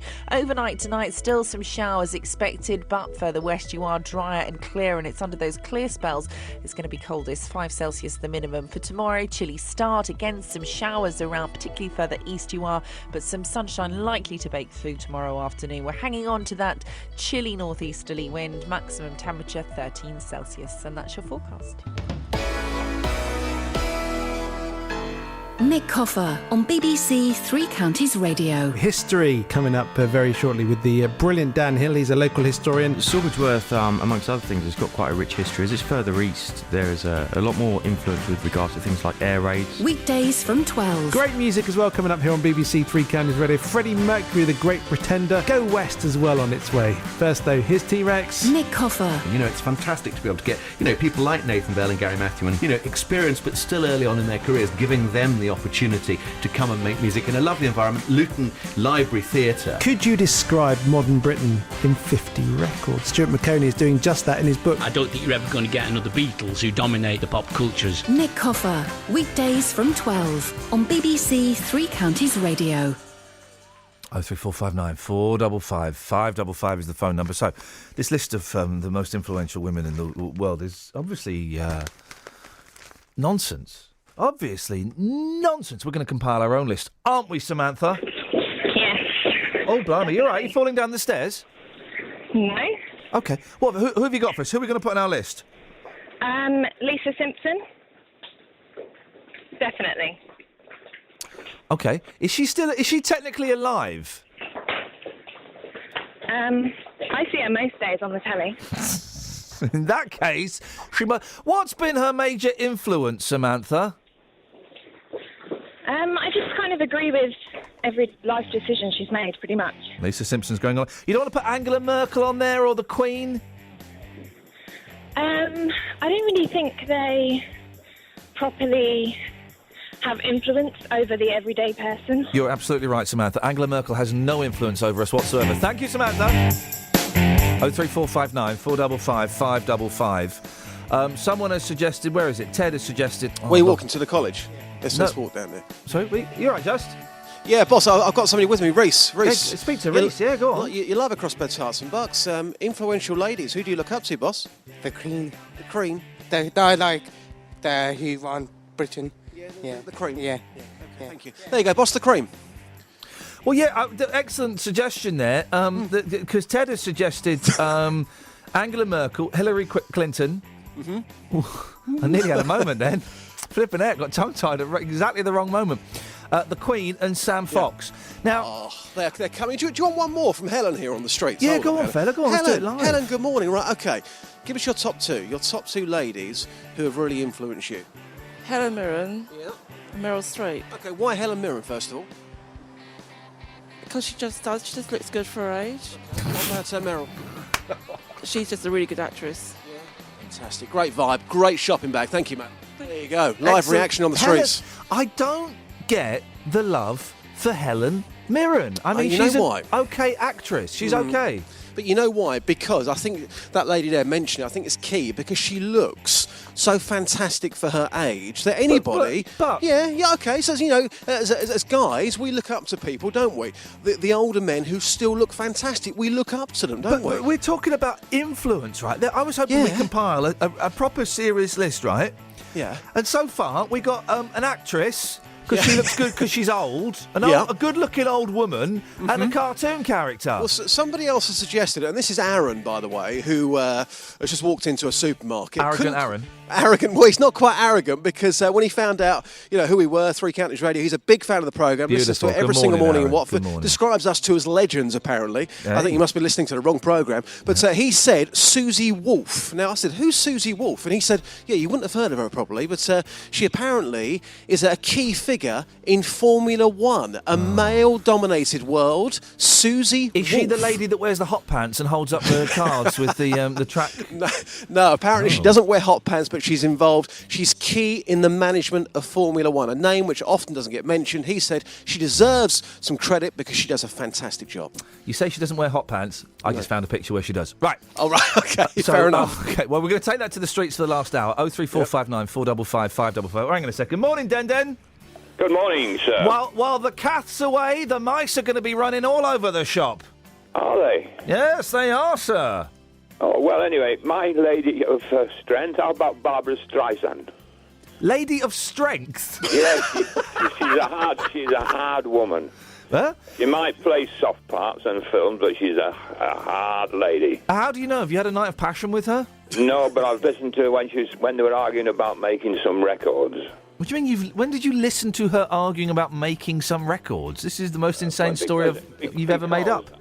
Yeah, well, they'd recorded it while she was talking about recording, and she was insisting on certain things. This is getting very meta. They recorded her while they were talking about recording, and you've heard that recording? Yes, they were talking about some of the music she was putting out, and she was really laying the line down, saying she wasn't going to do this. And what did you say? The 20th most...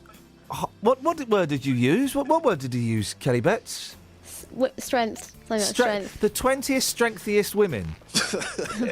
Excellent. Dennis, thank you as always. See you on Saturday. 03459 455 555. We are compiling our 20th strengthiest womenist. Okay? 20th strengthiest feminists. Ladies and gentlemen, thank you very much indeed. Before that, though, Justin, there's a snarky story in the papers today, having a laugh at the Rolling Stones. Now, I'm not a fan of the Rolling Stones, but this story is out of order. It's basically saying they're idiots and they're old because they want, every time they check into a hotel or go backstage, they demand they have the instructions for the telly typed out because they can't work the telly. Now, I have wasted... it's funny when you're a kid. I remember when the video, we got our first Betamax video recorder. No one could work out how to use it. Instinctively, I knew how to set the timer on the video. As an 8-year-old kid, I just knew how to do it. There was something about it. I knew how to work BBC Micros and Spectrums. Right? Yeah. Now, I can't work stuff, and my kids know how to turn the Xbox on, and they know how to do all that stuff that I can't do and do the computer and stuff. Right? Yeah. So it's an age thing.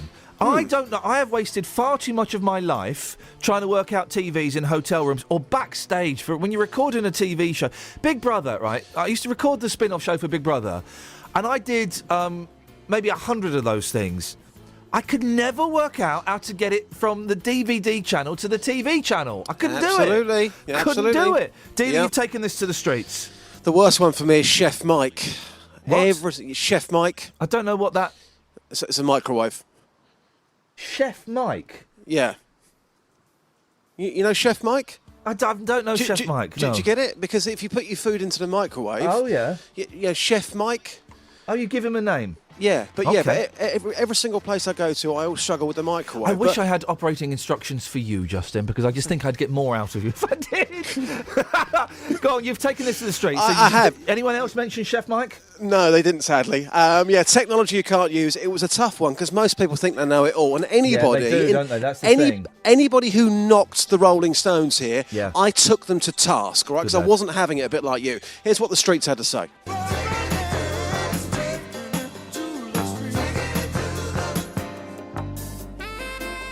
Yo, we're taking it to the streets with J-Dog.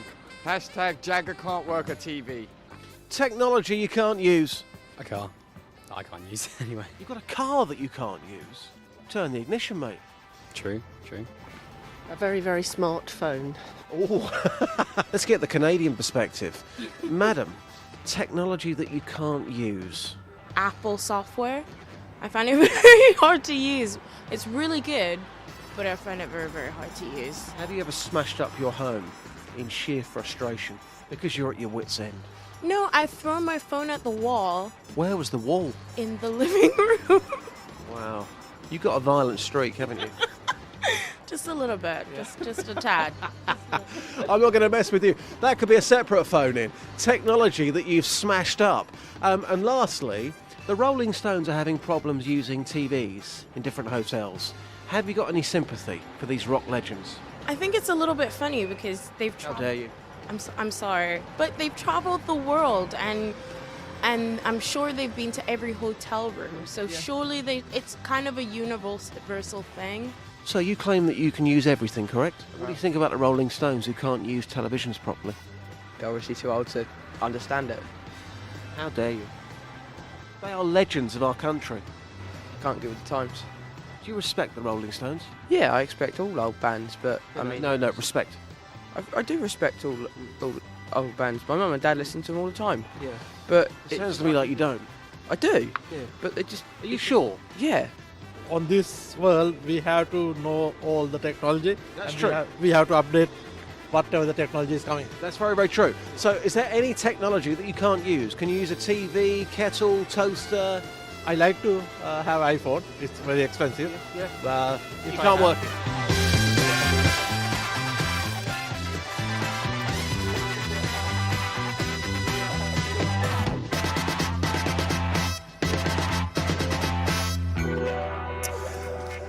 It's Where'd you get all this music that just fits perfectly? The music, by the way, people saying to me with the music, it's got nothing to do with me. You're playing it underneath my package perfectly well. Oh yeah, well listen, we're a team. We are in sync.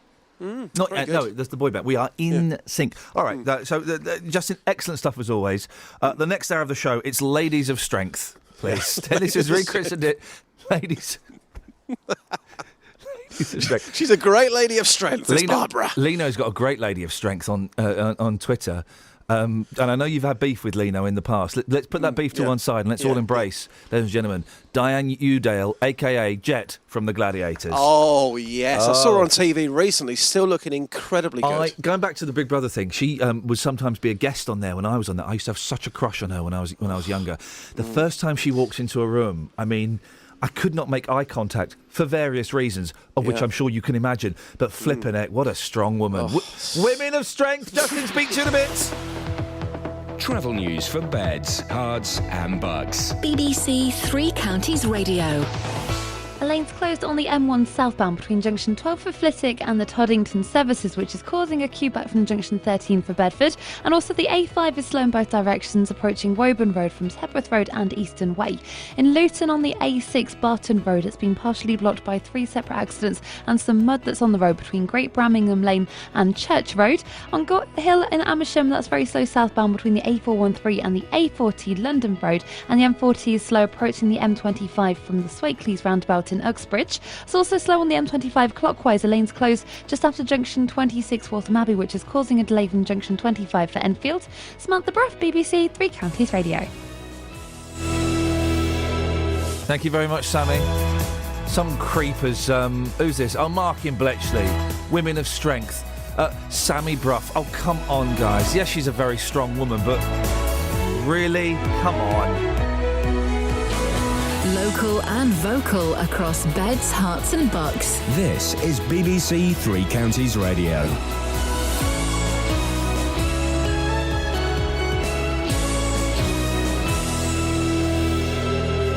It's 8 o'clock. I'm Simon Oxley. The headline: staff suspended at Bedfordshire Nursing Home. Police search for missing pensioner. And Luton MP says those using prostitutes should be targeted. BBC Three Counties Radio. 6 members of staff from a Bedfordshire nursing home have been suspended whilst investigations are carried out into alleged poor care after a camera was hidden in an elderly resident's room. The daughters of 85-year-old Matilda da Silva say hiding a camera above her wardrobe at Crossways Nursing Home in Renhold was a last resort following concerns about staff behaviour.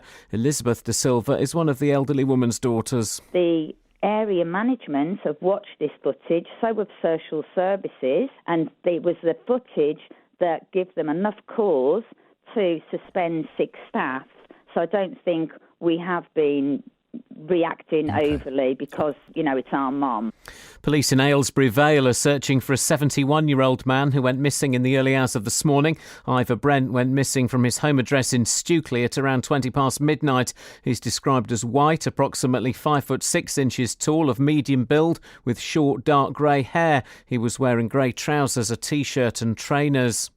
A British pensioner in Saudi Arabia has been told he will face 350 lashes for possessing homemade alcohol, which is banned in the country. The Foreign Office says it's trying to secure the release of Carl Andre, who's 74 and serving a 12-month prison sentence. Luton South MP Gavin Shuker will tell the Commons today that more time is spent on bringing sex workers to court than on those who are exploiting them. Mr Shuker says figures from the Crown Prosecution Service show that between 2013 and 15, more than 1,000 faced soliciting and loitering charges, whereas less than 500 were prosecuted for curb crawling. But he accepts residents in problem areas in Luton just want the women off the streets. I've argued consistently over the last 5 or 6 years for more police resources to be put into the problem, simply to target the men that are coming in, very often from outside of Luton, actually. Now, if we want to be serious about tackling that, everyone's got to work together, including the residents, to say that there's a problem here. We do want police action. We do want targeted operations. But don't go after the women. They will get trapped in a cycle of abuse. Labour MPs have expressed anger that the party leadership has made a U-turn over government proposals that would require future administrations to maintain a budget surplus. Having said he would support the move, last night the Shadow Chancellor John McDonnell told MPs they should oppose it in a parliamentary vote tomorrow. Police have issued a warning to motorists who filmed the aftermath of yesterday's crash on the M1 in Hertfordshire. Traffic officers say they saw between 40 and 50 drivers using their phones and were videoing those people. The 3-car crash happened just after 1 o'clock between junctions 4 and 5 and resulted in 4 people being taken to hospital. In sport, England's cricketers have started the first test against Pakistan in Abu Dhabi. Pakistan won the toss under batting. A short while ago they were 24 for 1. And England's footballers made it 10 wins from 10 qualifying matches for next summer's European Championships with a 3-0 win in Lithuania last night. The weather mostly dry and sunny, but with the chance of a shower and feeling cold in the wind, a maximum temperature 13 degrees Celsius. And you can get the latest news and sport online at bbc.co.uk/3counties. Wow, Lino has a lot of women of strength. That's what we're doing the last hour of the show. I don't quite know why. A flawed list in a newspaper, a misunderstanding from a pensioner, and boom, we have a phone in. Lino's it says, my other lady of strength is Xenia Onatop from GoldenEye. She kills fellas with her thighs. Oh, it rhymes. Ladies of Strength. Old June in Luton. Kelly, can you do that top text for me from June? I couldn't read anything as cheesy as that out. Iain, hi. Don't forget that women we all call mum. She is the most influential woman in our lives. Ladies and gentlemen, thank you. June. 03459 455 555. We got that. We got putting cameras in care homes. I don't see a problem with it. In fact, you know what? Let's put cameras in all care homes, in all rooms, in all care homes. Unless the person says and is compos mentis enough to say, I don't want one. I do not want one. Then let's put them all in. This is it. I've got it. The vibe is strong. The last 56 minutes of this show are going to be good. Partly because we've got Andy Day versus Shazad Kadam. No, they're not versus. They're separate interviews. Although, boy, oh boy, I'd love to hear Andy. And anyway, it doesn't matter. It should be an opt-out system, and this makes perfect sense now.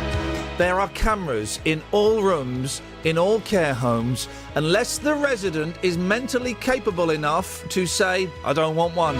In which case, the camera's out. Simple, problem solved. Our elderly, our disabled, our mentally infirm are safe once again. You can thank me later. 03459 455 555. Across beds, hearts and bucks. This is BBC Three Counties Radio. It says on my screen, hang on a second. It says on my screen, Yvonne from Tring. Good morning, Yvonne. Hi. How you doing, Yvonne? You all right? Yes, thanks. Can I just listen? Standards have dropped in this country, Yvonne. And I'm going to tell you why. Because I got a screen, okay, and it tells me who's phoned in. They type in on the screen who's phoned in, and sometimes what they want to talk about, but more often than not, they don't, right? So it says on my Fader 3, Yvonne from Tring. Did you type this, Danny? Maybe. Yeah. Do you want to tell Yvonne how you've disrespected her? I haven't disrespected Yvonne. Read out how you've spelt her name to me. Is that not right? Oh, I go E, they spelt it. He spelled it with an E, Yvonne! But that's how you know it's Yvonne. No, you spell it with a Y, mate. That's how you know it's Yvonne, because it's got a Y at the start. That's what? Yvonne. That's Yvonne. I'm so sorry, Yvonne. It's just, I use that just to... He is broken Britain personified. Yeah. I'm so... Anyway, Yvonne, what would you like to say? Emily Pankhurst. Huh? Emily Pankhurst. Well, what, as a strong woman? Yes. I mean, they've made a film of her. Oh, now, okay, hang on. All right, in that... Emily Pankhurst? Yeah. Right. That's not her name. What is her name, then? Well, hang on a minute. You've called her up to say that she's a lady of strength. And you don't even know what her name is. Let me tell you, this radio station was on and my husband was in it. My car last night, and he said to me, what the hell, why don't you get into a car and put something on that you can learn something from? So at least I'm learning something today. You won't learn nothing from this rubbish, Yvonne, I'm afraid. If anything, we will... It's Emmeline. Oh, Emmeline, yeah. Emmeline. Now, who's that? Right, okay, there is a film about... all right, I tell you what. And Meryl Streep's in it. Meryl Streep plays Emmeline Pankhurst. So I'm not... Do you know what? Yeah. I think Meryl Streep is a strengthier lady than Emmeline Pankhurst. So I'm not going to allow Pankhurst. I'll allow Streep. Oh, that's ridiculous. What do you mean? All she does is act. Well, she is an actress. Yeah. She's playing... But this woman died for us. No, she's playing the part of Emmeline Pankhurst. So she's like... Getting well paid for it. Yeah, exactly. So she's like even better. Oh, right, okay then. How did Emmeline Pankhurst die? You just said she died for us. Remind me? Yeah, I think Did she run in front of a racehorse? I don't quote me because my husband's going to say you're so stupid. Yeah. She didn't die in front of a racehorse. Oh. She just got old and ill. Oh, did you? Oh, I know that one of her followers did. Right, it's got to be Streep. You don't know anything about Emily Pankhurst. It's got Streep is going on. Are you happy with that, Yvonne? Yes, I'm fine. Thank you very much indeed. Thank you, Yvonne. Oh, that's nice. Husband left BBC Three Counties radio on, and she and tricked her into thinking she'd learned something. Well, he was probably listening to Roberto's show, so he would have learned something, like proper intelligent show. She comes in and goes, "What's he doing listening to this rubbish?" I'm going to phone in and talk about Emily Pankhurst, a woman who doesn't exist and who did not die in front of a horse. She died for us. No, Meryl Streep will die for us. That's not a threat. That's just a really badly constructed sentence. 03459 455 555. Now, 6 members of staff have been suspended from a care home in Bedfordshire after footage from a hidden camera allegedly shows poor care and unsafe practice. Investigations will now be held into the treatment 85-year-old Matilda da Silva received at Crossways Nursing Home in Wrenholt. Her family say that using the camera was a last resort. Well, Nadra Ahmed is chair of the National Care Association. Nadra, isn't it time that we put cameras in all rooms in care homes unless the residents decide to opt out? I really hope not. I think this is an erosion of trust between the partnership of the family and the care provider. So when we take a client into our services, or when you decide to put somebody into your care services, you are putting a level of trust in them. So this is an erosion of that trust, and that's built around the images that have been projected through the very, very high-profile NHS cases of Winterbourne View, mid-staffs. And there are times when this may be appropriate, but I think we've got to take a step very, very clearly towards making sure that all care is safe. Of course we do. But it's not, though. And we'd love it to be. In an ideal world, we'd love it to be. But it's not. People aren't getting paid enough. A lot of them have very, very minimum training. And some of them, a minority of them, and I'm speaking from a position of experience, are dodgepots. Well, and it's not just the big cases that you mentioned. There are hundreds of smaller examples of the trust being betrayed. Well, I think you've just answered the question in your question to me. It is about getting the training right and the pay right and all of those things right. But is the putting in of cameras, the question will always remain, is that going to make that much difference to the practice? And actually, yes, I think there will be cases, and I think the one that you're highlighting today is obviously a case that has brought results. And I think what I fear for my industry is that we're being swept down this route instead of actually looking at the endemic causes, and that is about the training, the recruitment, retention, and the pay. Well, the pay is never going to change. The pay is never going to change. Well, we've got to try and make it change. We try and professionalise this. You know, what we've got to remember is the people that we're caring for in these services now used to be looked after by trained staff in long-stay geriatric wards. What we've done is, as a society, have found it acceptable to put this all out into the independent sector, but we've actually not funded it properly. Well, but that funding isn't going to change. We all know it is. It's got to change. I think we're at a stage now where the government recognises that social care is a major issue. Yeah, and the government want it as cheap as possible because they could not afford to pay anything like what those people are worth. So you and I, with voices, have got to make that happen somehow. No, listen, but it isn't. Okay, what in the meantime, while we're waiting for this fantasy change that's never going to happen, we need to make those people that are in those care homes safe. So why not install cameras? Absolutely, and I can see why people are doing it, but I think I would still urge people that if there is something going wrong in a service, and there is provider responsibility in this as well, if somebody comes to you, and I had a mum in a care service, so I speak from experience, somebody with very high levels of dementia and Parkinson's, so somebody who was very, very frail. If something is going wrong in a service, you must bring it to the notice of somebody. But that's after it's happened. That's after it's happened. If there's a camera in there, that will stop. That will prevent some of it from happening. But the symptoms from the very beginning will start to emerge. If you find something different in your loved one as you go in, then you must bring it to the attention of the provider. No, I want my loved ones. No, I don't want to be. I don't want to be playing detective. I don't want to go.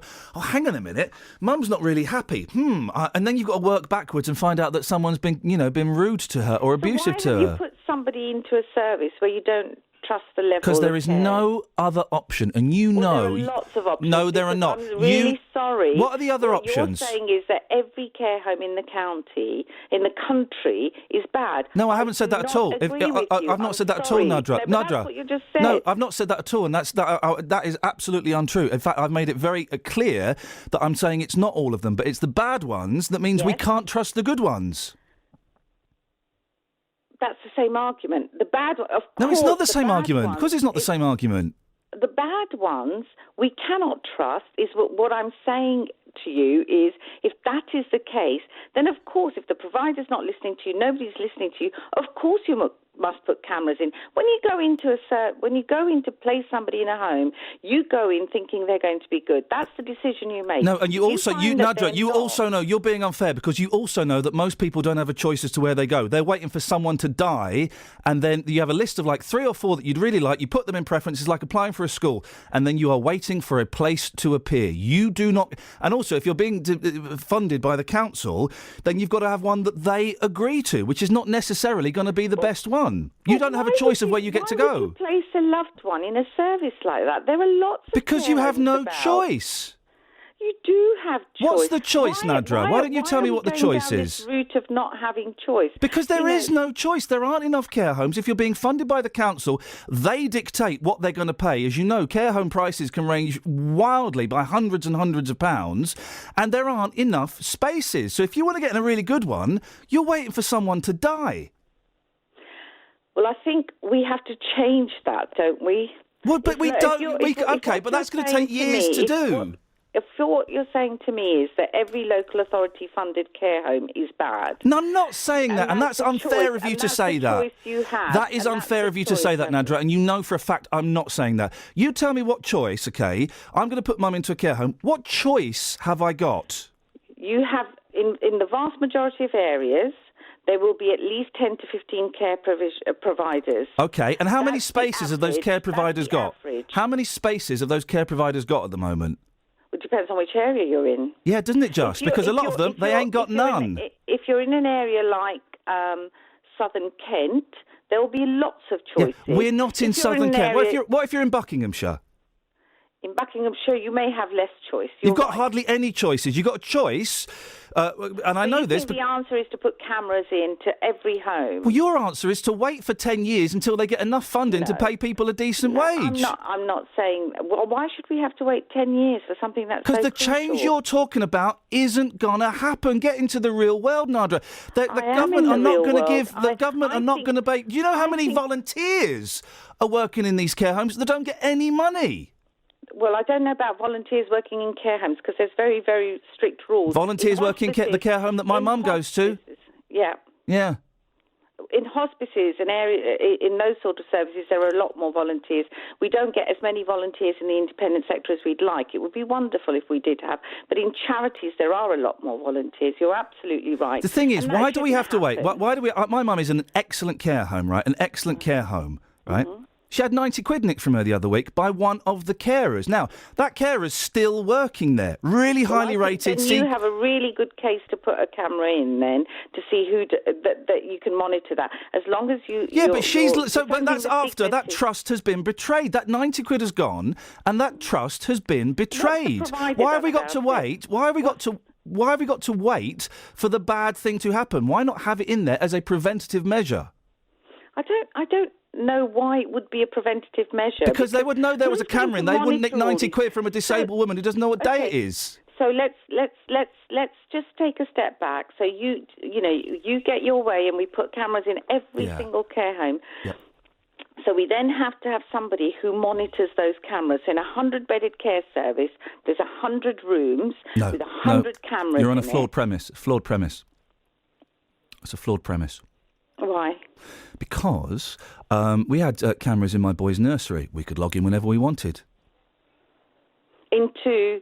But these are bedrooms. This is not a classroom. These are but into the bedrooms. Yeah. Yeah. So we have to make sure that the dignity of the individuals. This goes down a long route, and there is guidance on this. I know this is what CQC's done.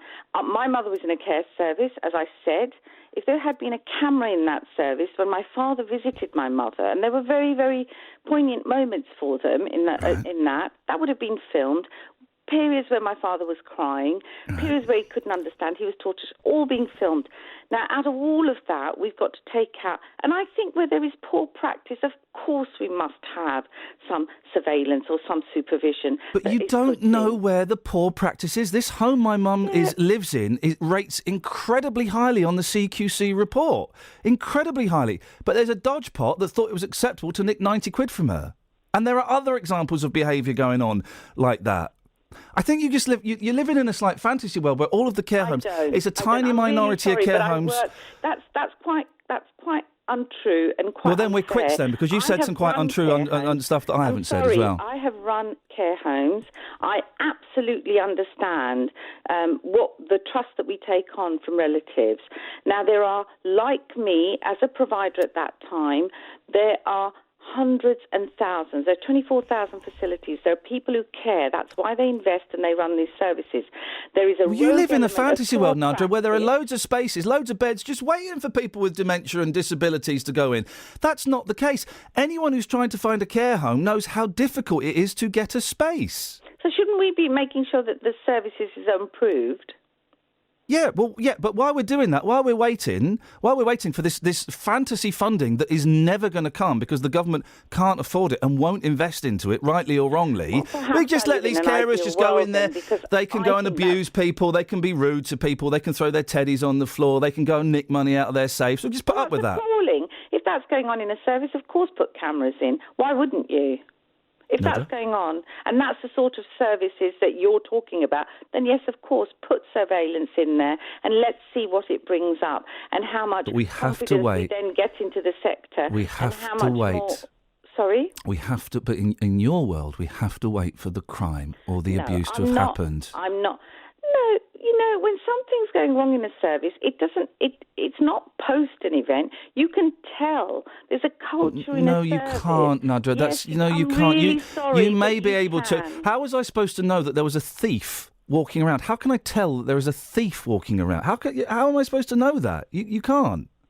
No, and that's an opportunity, but that's in any other world as well. That's very shameful in a vulnerable society, like a care setting. I absolutely agree. But none of us know where these thieves operate from. And also, you can't pick up. You know that when a family walks into a care home, Nadra, you know that when a family walks into a care home, everybody's on their best behaviour, and in some care homes, when they walk out, that facade drops. But there are other people visiting at that time. So the facade has to drop at a certain time. You're right. But a home should be an open building where people come and go. OK. Well, Nadra, thank you very much indeed. Nadra Ahmed, Chair of the National Care Association. 03459 455 555. Vicky's on the line. Morning, Vicky. Morning. What would you like to say, Vicky? That lady, she just doesn't know what she's talking about. I completely agree with you. Go on, tell me your story. So my granddad is blind. He's been living by himself in his own home since my grandma passed away about 7 years ago. And he was doing fine. But at the beginning of this year, he had a fall and he broke his hip. So he went into the hospital and we were told he won't be able to go back home because he can't walk. And obviously being blind, he knows he knew his own home. We would all go in we've got a big family. We would all go in and out of the home during the day, but he needed somebody there all the time. Being from an Asian family, difficult decision. Didn't really want to put him into a care home. Well, in fairness, I think it's not an easy decision for white families either. It's a difficult decision for any family. Yeah, no, I agree. And so our family is in a position where we were able to be self-funding and have a choice of where we wanted him to go. Yeah. Went and looked around for quite some time at all the different care homes. The one that we chose has best reputation. Yeah. And it is one of the best. It's probably the most expensive. So it's been in this care home since March, April this year. And when we went there to see it, the way they sold it to us was this was sort of the Hilton of care homes. Since being there, he has had money stolen. We did report it, and they couldn't evidence it. We couldn't prove who had taken it or whatever. So no one got in trouble. No one got the boot. That person is still walking around there. How does that make you feel? Walking around that care home, yeah. We don't know who it is.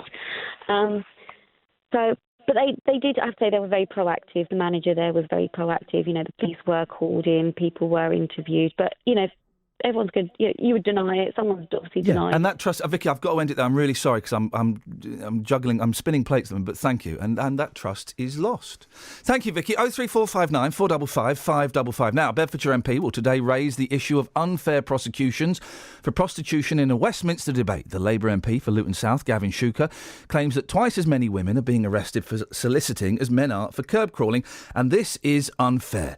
Let's speak to Kat Banyard from the End Demand campaign, who's working to decriminalise being paid for sex and to criminalise paying for sex. Right, I think I've got that right. Morning, Kat. Morning, Ian. What do you think about what Gavin Shuker's saying and the questions he's going to raise in Westminster? Well, I think it's great that Gavin Shuker MP is raising this in Parliament today because it's an issue that is all too frequently pushed to the sidelines. But actually, we have a huge problem in the UK of sexual exploitation. It's estimated that 80,000 people are exploited through prostitution every year. And what we know is that the vast majority of people in prostitution are highly vulnerable before they become involved and suffer acute harms as a result of being in there. So we know that 50% of people in prostitution started being paid for sex acts before they were 18 years old. So this is not an issue of free choice, and there are lots of myths around prostitution. But what the Crown Prosecution Service recognises rightly is that prostitution is violence against women. So the last thing we should do to people who are exploited through it is punish them for it. What we need to do is shift that burden of criminality and put it where it belongs, which is those who fuel this trade, which is the sex buyers. Do you know what, Kat? I don't know what my thoughts are on this, so I hope you don't mind if I kick around a few ideas, and if any of these sound clunky, then I kind of apologise. I guess both sides are fueling it, aren't they? Yes, there are the men that, are going out there and paying for it, but if you take that away, then there won't be the women standing on the streets. But then if you take the women away that are standing on the streets, you won't have the men going out there looking for it. Well, we know that the only reason that prostitution exists is because of demand. This is a simple issue of supply and demand. Because there is currently a minority of men in this country who are willing and wanting to sexually exploit people by paying them for sex, that is the only reason women are trafficked into this country, into prostitution. That is the only reason that girls and women are exploited through the sex trade. Now, we know that demand is not inevitable. Most men don't pay for sex. A lot of men would say, that's an abhorrent way to treat another human being. I would never do that, which is absolutely as it should be. And yet there is a minority in this country who think they are entitled to pay vulnerable women for sex. And at the moment, the law says to them, well, you are, because it's legal. Is it a feeling of entitlement, Kat, or is it a lack of understanding of the situation of the... Do you not think that maybe some of these gentlemen might need help?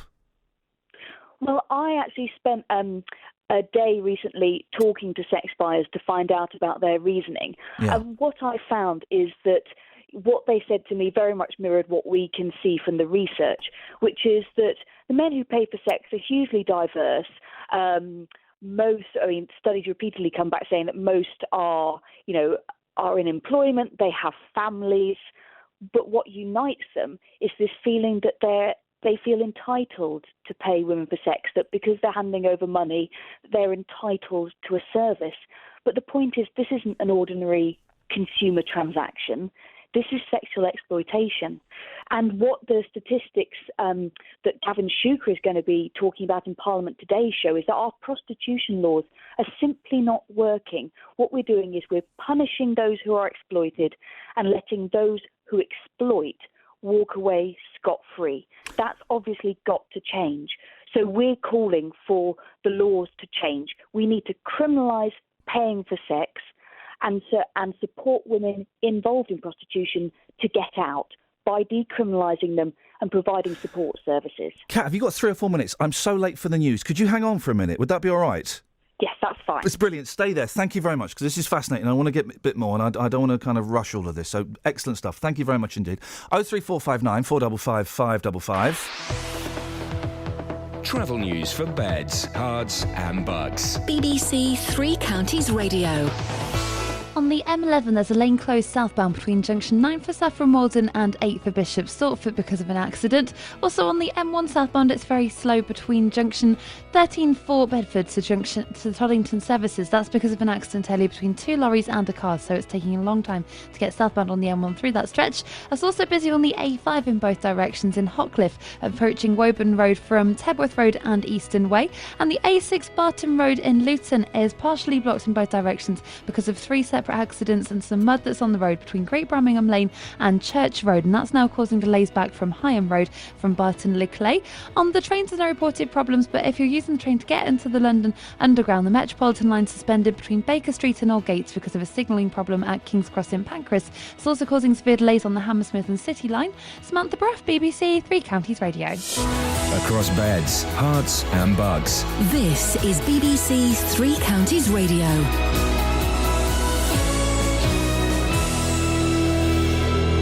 It's 8:30. I'm Simon Oxley. 6 members of staff from a Bedfordshire nursing home have been suspended after a camera was hidden in an elderly resident's room. Police in Aylesbury Vale are searching for a 71-year-old man who went missing from his home in Stukely just after midnight. Fire crews have tackled a blaze at a house in Stevenage this morning. It broke out downstairs at the property in Cromdale Walk. And police in Milton Keynes are investigating an attempted ram raid at the Waitrose supermarket in Oak Grove in the early hours of this morning. Three Counties Sports. BBC Three Counties Radio. England's cricketers have started the first test against Pakistan in Abu Dhabi this morning. Pakistan won the toss and are batting first. A short while ago, they were 51 for 1, with James Anderson taking the early wicket.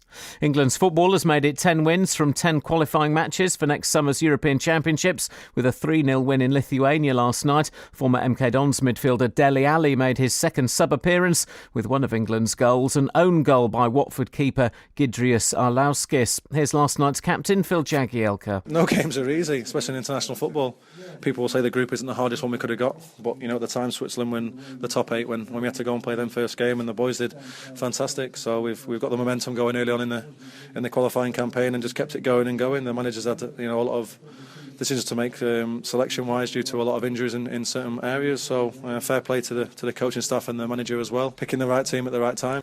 Hemel Hempstead and Hitchin are both out of the FA Cup after losing third qualifying round replays last night. Hemel lost 2-1 at Sutton. Hitchin lost 2-1 at home to Enfield.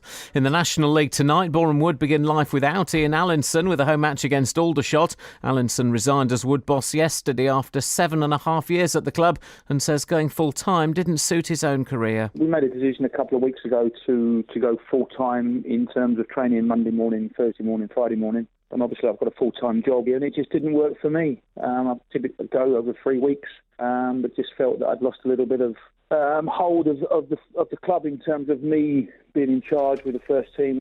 And a skate park in Hemel Hempstead, new floodlights for Stockwood Park Rugby Club in Luton, and repairs to the landing stage at Broxbourne Rowing Club are among 20 sports clubs in the East region to benefit from money from Sport England. They will share more than £1 million to improve facilities. BBC Three Counties News and Sport. The next full bulletin is at 9. This is Iain. Thank you, Simon. On BBC Three Counties Radio. Man alive. The first hour on the show was as as limp as anything, and now it's all. The last half hour of the show, we got Andy Day from CBeebies coming up after a discussion about prostitution. I bet he thought that would never happen. But we've got a guest I want to go back to. We're talking today about Gavin Shuker, who claims that twice as many women are being arrested for soliciting as men are for curb crawling. He says it's unfair. He's going to mention it in Westminster today. We're speaking to Kat Banyard from the End Demand campaign, who are working to decriminalise being paid for sex and to criminalise paying for sex. Kat, thank you for hanging on. No problem. We've heard stories on this show before of people who have, their streets, they can't go out at night because there are loads of prostitutes hanging around, and they have people having sex in their rubbish chutes and against their back doors and all these kind of things. And those residents get very angry and they want a quick response. Now, I can understand the logistics of the long term of helping these women, maybe get off drugs, off alcohol, get out of abusive relationships, maybe be aware of what benefits they're entitled, all these things. But that takes a long time to work and to fix the problem, doesn't it? These people, these residents, they just want them off the streets. And if that involves them being carted off in the back of a police van, well, then they would say, yeah, so what? Can you explain why that's not necessarily the best way forward? Well, in addition to it being wrong to punish someone for being exploited, the reality is criminalising women exploited through prostitution doesn't help. It doesn't fix the problem, because the question is, where are they going to earn the money to pay the fine? It's back out on the street. And so you have the criminal justice system just being this revolving door. So it's not a solution just to slap a fine on someone who's being paid for sex. What we've seen in towns and cities where they've taken an end demand approach by focusing on the sex buyers is that actually you can turn this around. So after the tragic murders of 5 women in Ipswich in 2006, the police in Ipswich completely overhauled their practice because they had obviously on-street prostitution there. What they did is they stopped arresting the women because it was pointless, but they supported them to exit the sex trade. So they worked with local agencies to address the many issues that these women faced. But they cracked down on the curb crawlers. They had zero tolerance policy on it. So they arrested the men who were fueling this exploitative trade. And what they found was in the space of just a few years is that they eliminated street prostitution. And it wasn't a case that they just displaced it.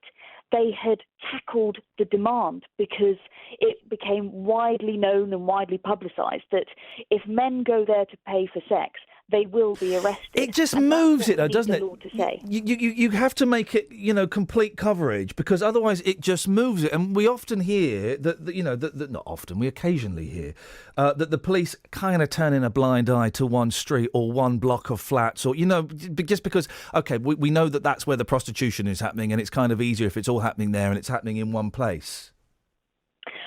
Well, I mean, absolutely. What we need is a consistent approach across the UK. Our laws at the moment send really mixed messages. So prostitution itself is legal at the moment. To pay for sex is legal. And yes, it's just particular aspects around it which are criminalised, such as curb crawling or soliciting. But what we find is that there's a really mixed picture in terms of how the police deal with it, because in some areas, what we can see from these statistics is they crack down on women who are being paid for sex, so they criminalise the women rather than going after the punters. That is why we need the sex buyer law across the UK. The sex buyer law is where you decriminalise being paid for sex, because we know that it's pointless and it doesn't help, but it criminalises paying for sex, sending a message to that minority of men who pay for sex that says what you're doing is wrong and you will be held to account. So I would say to anyone concerned about this problem is to contact your MP, because the only way that we will get this change in the law is by ordinary citizens raising their voices, contacting their MPs and demanding change. Kat, listen, I've got to end it there. I'm really sorry. Thank you so much for hanging on. That's Kat Banyard from the End Demand campaign. I really appreciate your time. This is Iain Lee on BBC Three Counties Radio. Let my shipping Well, this is a segue. We're hapless, we're mapless, our crew is rife with slackness, but we're happy to be on the 7 seas. We don't eat our 5 a day, and we let our teeth decay. We've got bad breath and toe jam and fleas. Ha ha! We're mad, we're silly and we're mad. We're up to something funny all the time. I talk with me mouth full, pick me nose and Belgian bourbon. I don't care if we can't get online, because we're pirates! Pirates! We're really awful pirates, so look out! We're pirates! Now, there's a segue that I certainly thought I would never make, and I'm guessing Andy Day, star of CBeebies, follow that, Andy! Brilliant scheduling there, brilliant. How are you doing, mate? You all right? Oh, I'm really good, thank you, Ian. Yeah, really good. Thank you. Now, I've got to say, listen, because there will be lots of mums and dads listening. For those, just remember, Andy Day he's on CBeebies. He's not the irritating little Welsh guy. Who's listening, actually? He's not the really hot one that does the cooking programme, Katie. You're the tall fella with the big curly hair, right? That's the one, yeah. Excellent. And what are you up to at the moment? Well, quite a lot, actually. We're currently filming a new dinosaur programme. Get in there. This one's called Prehistoric Adventures. Yeah. And it's all about, you go back like thousands of years in time, instead of millions of years in time, and see giant mammals, giant sloths, Parasaurolophus. I love the difference is, instead of going back millions of years in time, we go back thousands of years in time. I love it. I love it. I love it.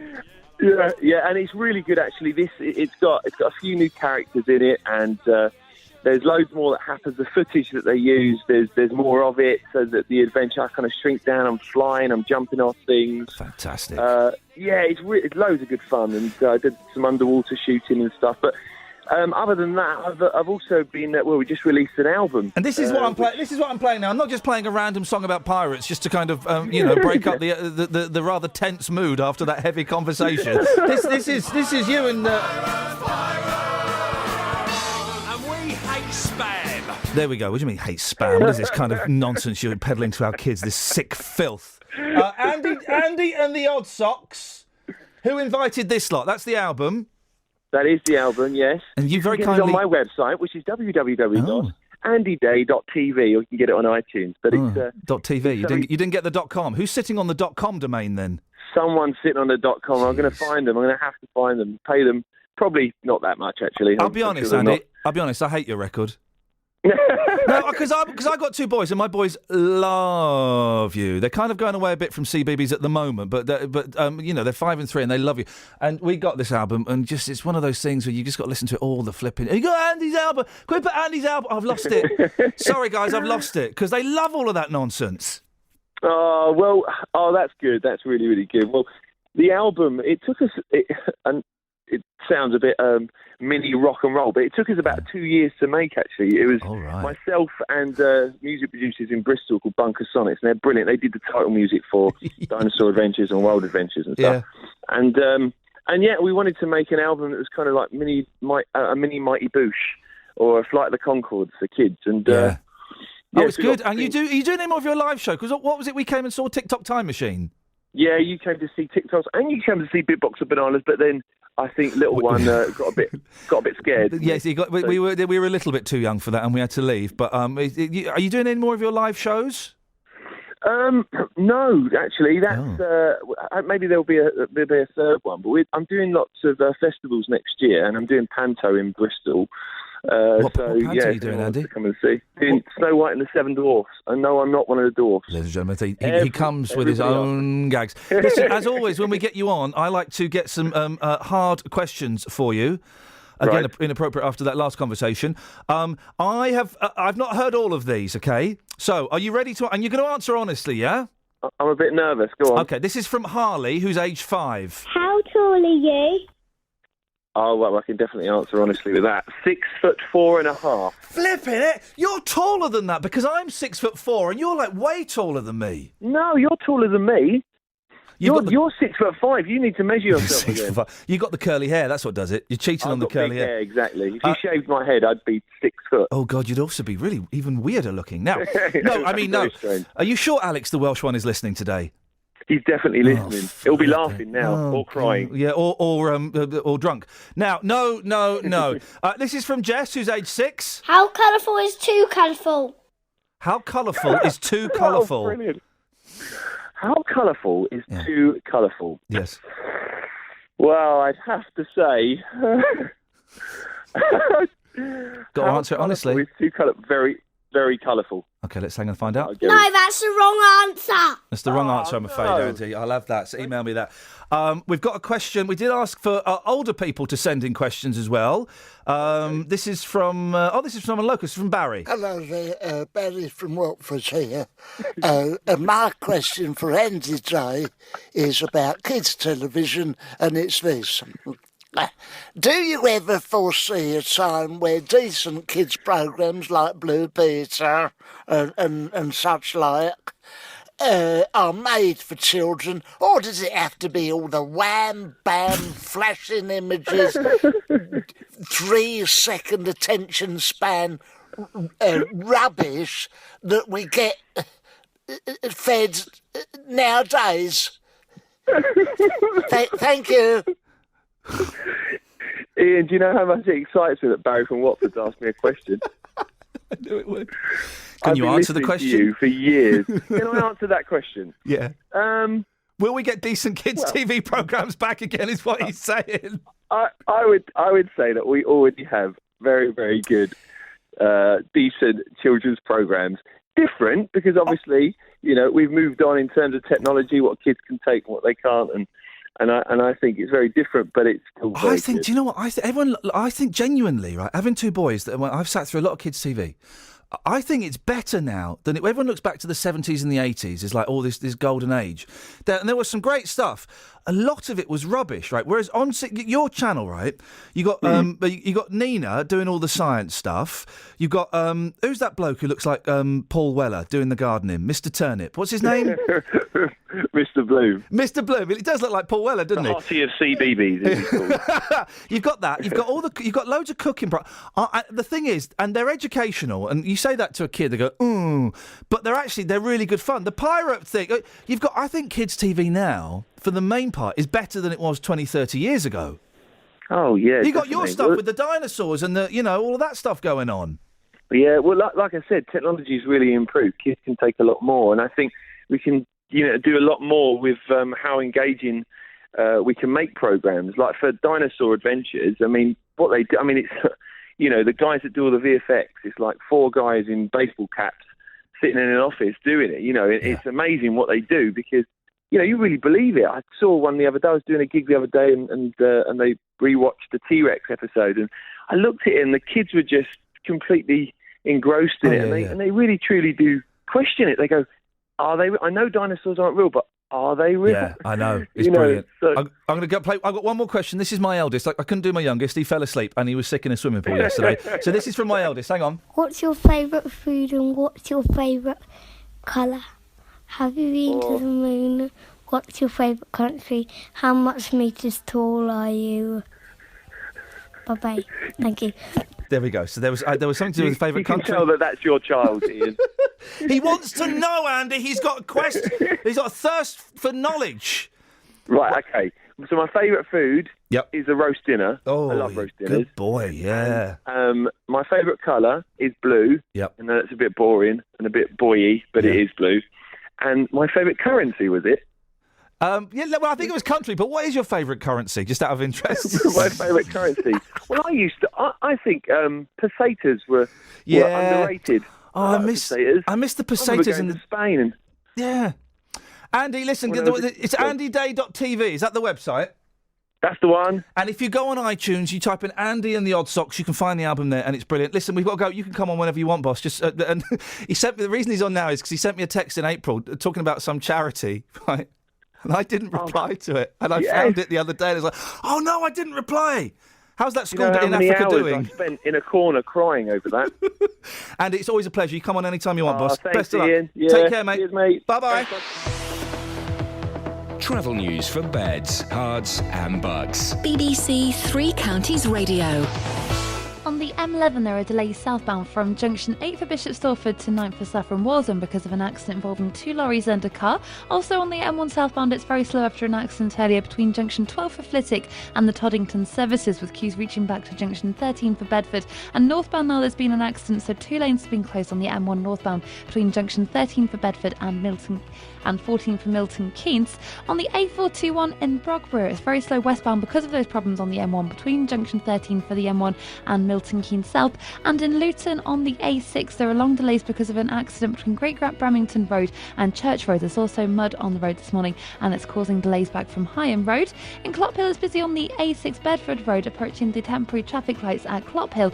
And on the Gore Hill in Amersham, it's busy southbound between the A413 and the A40 London Road. Samantha Bruff, BBC Three Counties Radio. Sammy, thank you very much. We're going to go straight to the weather with Kate. Beds, Hearts and Bucks weather. BBC Three Counties Radio. A chilly start this morning and a chilly day. We've got a northeasterly breeze, which is just taking the edge off the temperatures. 1 or 2 showers floating around, but many places had sunshine this morning, and that's really the story of the day. It's a mixed bag, 1 or 2 showers possible. Bright spells, sunny spells, also some cloud. Temperatures struggle because of that breeze. We're looking at around 13 Celsius as a maximum temperature. Overnight tonight, we'll see some clearer spells, especially towards the west, but towards the east, maybe a bit more cloud, maybe 1 or 2 showers through there. But if you have got the clear skies, it is going to feel colder, 5 Celsius the minimum, so a chilly start for Wednesday. 1 or 2 showers around, but some sunny spells by the afternoon. The northeasterly breeze continues or persists tomorrow, maximum temperature 13 Celsius. That's your forecast. Thank you very much, Kate. Sit back and relax. I want to tell you a story. This Friday, our short story season launches here on BBC Three Counties Radio. The sunlight suddenly shone too brightly. A season dedicated to great stories written by you. Veins rippled innocently on the turquoise floor of the pool. And brought to life by us. The sultry afternoon air suffocated us in its heavy blanket. Short story season starts this Friday with Nick Coffer here on BBC Three Counties Radio. Local and vocal across beds, hearts and bucks. This is Iain Lee. Wow. BBC Three Counties Radio. Honestly, the first hour and 40 minutes of the show was flaccid. Then it kind of picked up about 20 to 8, and then the last 50 minutes, what a roller coaster. What a roller coaster. Unbelievable. We've talked about prostitutes, we've talked about kids' albums, we've also talked about care homes and cameras in care homes. It's kind of one that pops up, every now and then we kind of get that. And I had an interesting chat with Nadra Ahmed, chair of the National Care Association, who I kind of disagree with a significant amount of what she said. Steve's in Hatfield. Morning, Steve. Good morning to you. What would you like to say, boss? It actually upset me this morning listening to that. I mean, I'm 57 years old. It actually brought me to tears. My mum was in a care home, and she constantly kept telling me that one of the women in there was being horrible to her. Now, my mum suffered with PSP, which is it's a horrible illness in itself. What's PSP? I don't know what that is. It's what Dudley Moore died of. It's a horrible... It's a horrible, degenerative horrible type thing, yeah. Yes. Yeah. Oh, blimey. Now, and I didn't believe her. And I honestly just because of the care home saying, oh no, she's just making it up. I mean, she did love 2 or 3 of them in there. She absolutely adored them. Yeah. But this specific one, and I wish I was actually installing CCTV at the time, so I did for a living. And I didn't put cameras in there. Yeah. And you think, she's gone now, she's passed away, and it got quite horrific. I mean, towards the end of it, she fell over and broke her left arm. 2 weeks later, she fell over and broke her right. And it now goes through my head when I hear things like this. Were they doing something wrong? Should I have done something at the time? And the lady that was on earlier from the association, when she says to me and quotes money, I'm sorry, that really annoyed the pants off of me. I mean, I do a job, I deliver people's food to their houses. If I just opened the door and threw it at their front doorstep, and then my excuse was, well, I don't get paid enough money to do it properly. You can't use that as an excuse. I guess the argument, because they do get paid really badly, these carers, I guess an argument would be that if you were able to pay more money, it would attract better caring people, if you know what I mean. Yeah, and yeah, I'm trying to tread carefully because most of the carers at my mum's care home are brilliant people. They go above and beyond, and they are caring. Apart from this dodgepot that still works there, that nicked 90 quid off her. We've got no idea who it was. And like you, my mum's got MS, and she gets very, very confused. And she was telling me about stuff going on before, and I just thought, oh, mum, you know, she gets lost in fantasy a little bit. Looking back, I didn't pipe up because I trusted everyone. I pipe up on every single thing now, every single thing. Everything. I mean, you know, when you say about there's some brilliant ones in it, I always remember once, and I'll tell you just a quick funny story. Go on. My mum phoned me up one day, and she sounded like she was in pain. She's on the phone, she's giving all this on the phone, and I jumped in the car and went round there like a bat out of hell. Uh-oh. She's crying because she's laughing her head off. One of the carers was giving her a bath and fell in the bath with her. Fantastic. And she was absolutely distraught with laughter. Yeah. But I mean, so there are some lovely carers. It's funny, I bumped into the carer the other day in the town, and it's always a story that I'll always remember. Yeah. So there are brilliant ones out there. But when she was telling me all these things, and I'm sort of putting it off to her illness, was I right? Was I wrong? And that's what upset me this morning. Was thinking, oh mate. Because you always think to yourself, did you do the right thing? Did you do the right thing? Listen, we could always, and I'm kind of lumping myself with you, we could always do better, but we're doing and we did the best that we can. And that's it. And that's that. And you know what? You loved her and, you know, you did everything you could at the time. And that's fine. And, you know, try not to get too upset about it, Steve. But just the thing on the cameras, I mean, why... The cameras are there to protect the staff as well, not just to protect the people in there. So why are the care homes installing them? Yeah, there you go. Both ways. The fuss I had to kick up, right, when this money went missing, right, and to get into every room in this home's got a safe in it, right. And to get to the safe, you have to go and sign out a key, and you go in and you open the safe. Well, someone obviously hadn't signed out the key and just went and did it. And I said, right, well, why don't you put a camera on the box that's got the keys in? Oh, we couldn't do that. I said, why not? Oh, it would be infringement of civil liberties and all this stuff. And I kicked up a stink. And in the end, they put a camera just on the box where the keys are, so they would have an accurate record of who took the keys out and when they took the keys out. Simple. And that stops instantly, doesn't it? Everything stops instantly. Because we had the same problem with my mum because we were giving them cash. Yeah. And they kept phoning me up saying, oh, you know, she needs some more cash in her pot. And I said, just out of interest, can I have receipts for this money you're spending?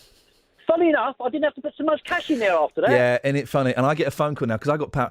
I could talk to you all day, Steve. We should go out for a coffee. I got power of attorney, right? I got power of attorney, which means basically I'm in charge of every decision to do with her health and with her money.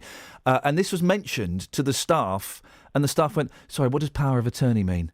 That's what you're dealing with. Steve, I've got to move on. Listen, I could talk to you all day. Thank you very much indeed. I've got to move on from one geezer to another geezer. Morning, Just. Good morning, boss. What an hour of radio we've had, huh? Fantastic. We've had the highs and we've had the lows. Time is of the essence, and this is an important piece that you've put together. We do flippant stuff. We do light stuff.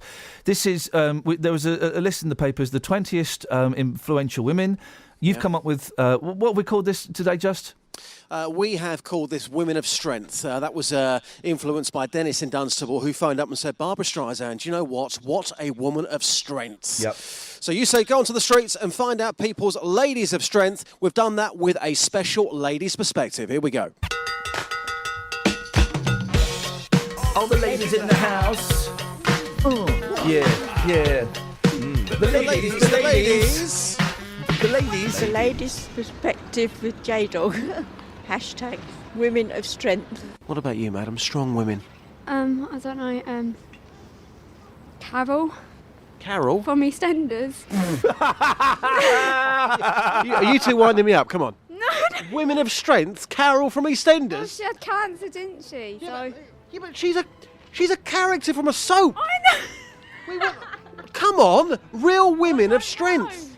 Cara Vorderman. What? Yep. I look up to her. Amna, women of strength. Lorraine Kelly. She is... Do you know what I like about Lorraine Kelly? Not only is she a woman of strength, not only is she respected, but she is goddamn hot. She is, God mate. And I like the way she, on TV, she tells you a lot of things, she explains it more. She explains it in detail, yeah. It's better because if I watch normal TV, I don't really, you know. She's got the strength to tell stories in that way. She says it in a more interesting way that gets me, you know. Linda Lasardi. I'm going to take that one. Thank you very much. Strength. I would actually say J-Lo. Jennifer Lopez? No. What's the other lady? Jessie J. what she's been going through and everything, and I Yeah. think she's got strength. Yeah, do you know what? Yeah. Fantastic answer. Appreciate that vibe. Thank you, madam. It's okay, thank you. How could you confuse J-Lo with Jessie J? But Carol from EastEnders, I mean, that is an absolute classic. That really is. Wowzers. An excellent list, mate. And you didn't demean it at all by talking about the hotness of some of those women. No, I mean, Lorraine Kelly, for me, I have to say, I mean, she is a real 10 out of 10. Speak to you tomorrow, Just. Cheers. Oh, no, I won't. I'm not in tomorrow. I've got the day off. I'm bunking off. Fingers crossed Kath is back. Otherwise, Dealey's doing the show. Do you know what? It's a nightmare. It's an absolute nightmare. Thank you, Danny. Thank you, Kelly. Thank you, Justin. Get well soon, Kath and family. And breathe.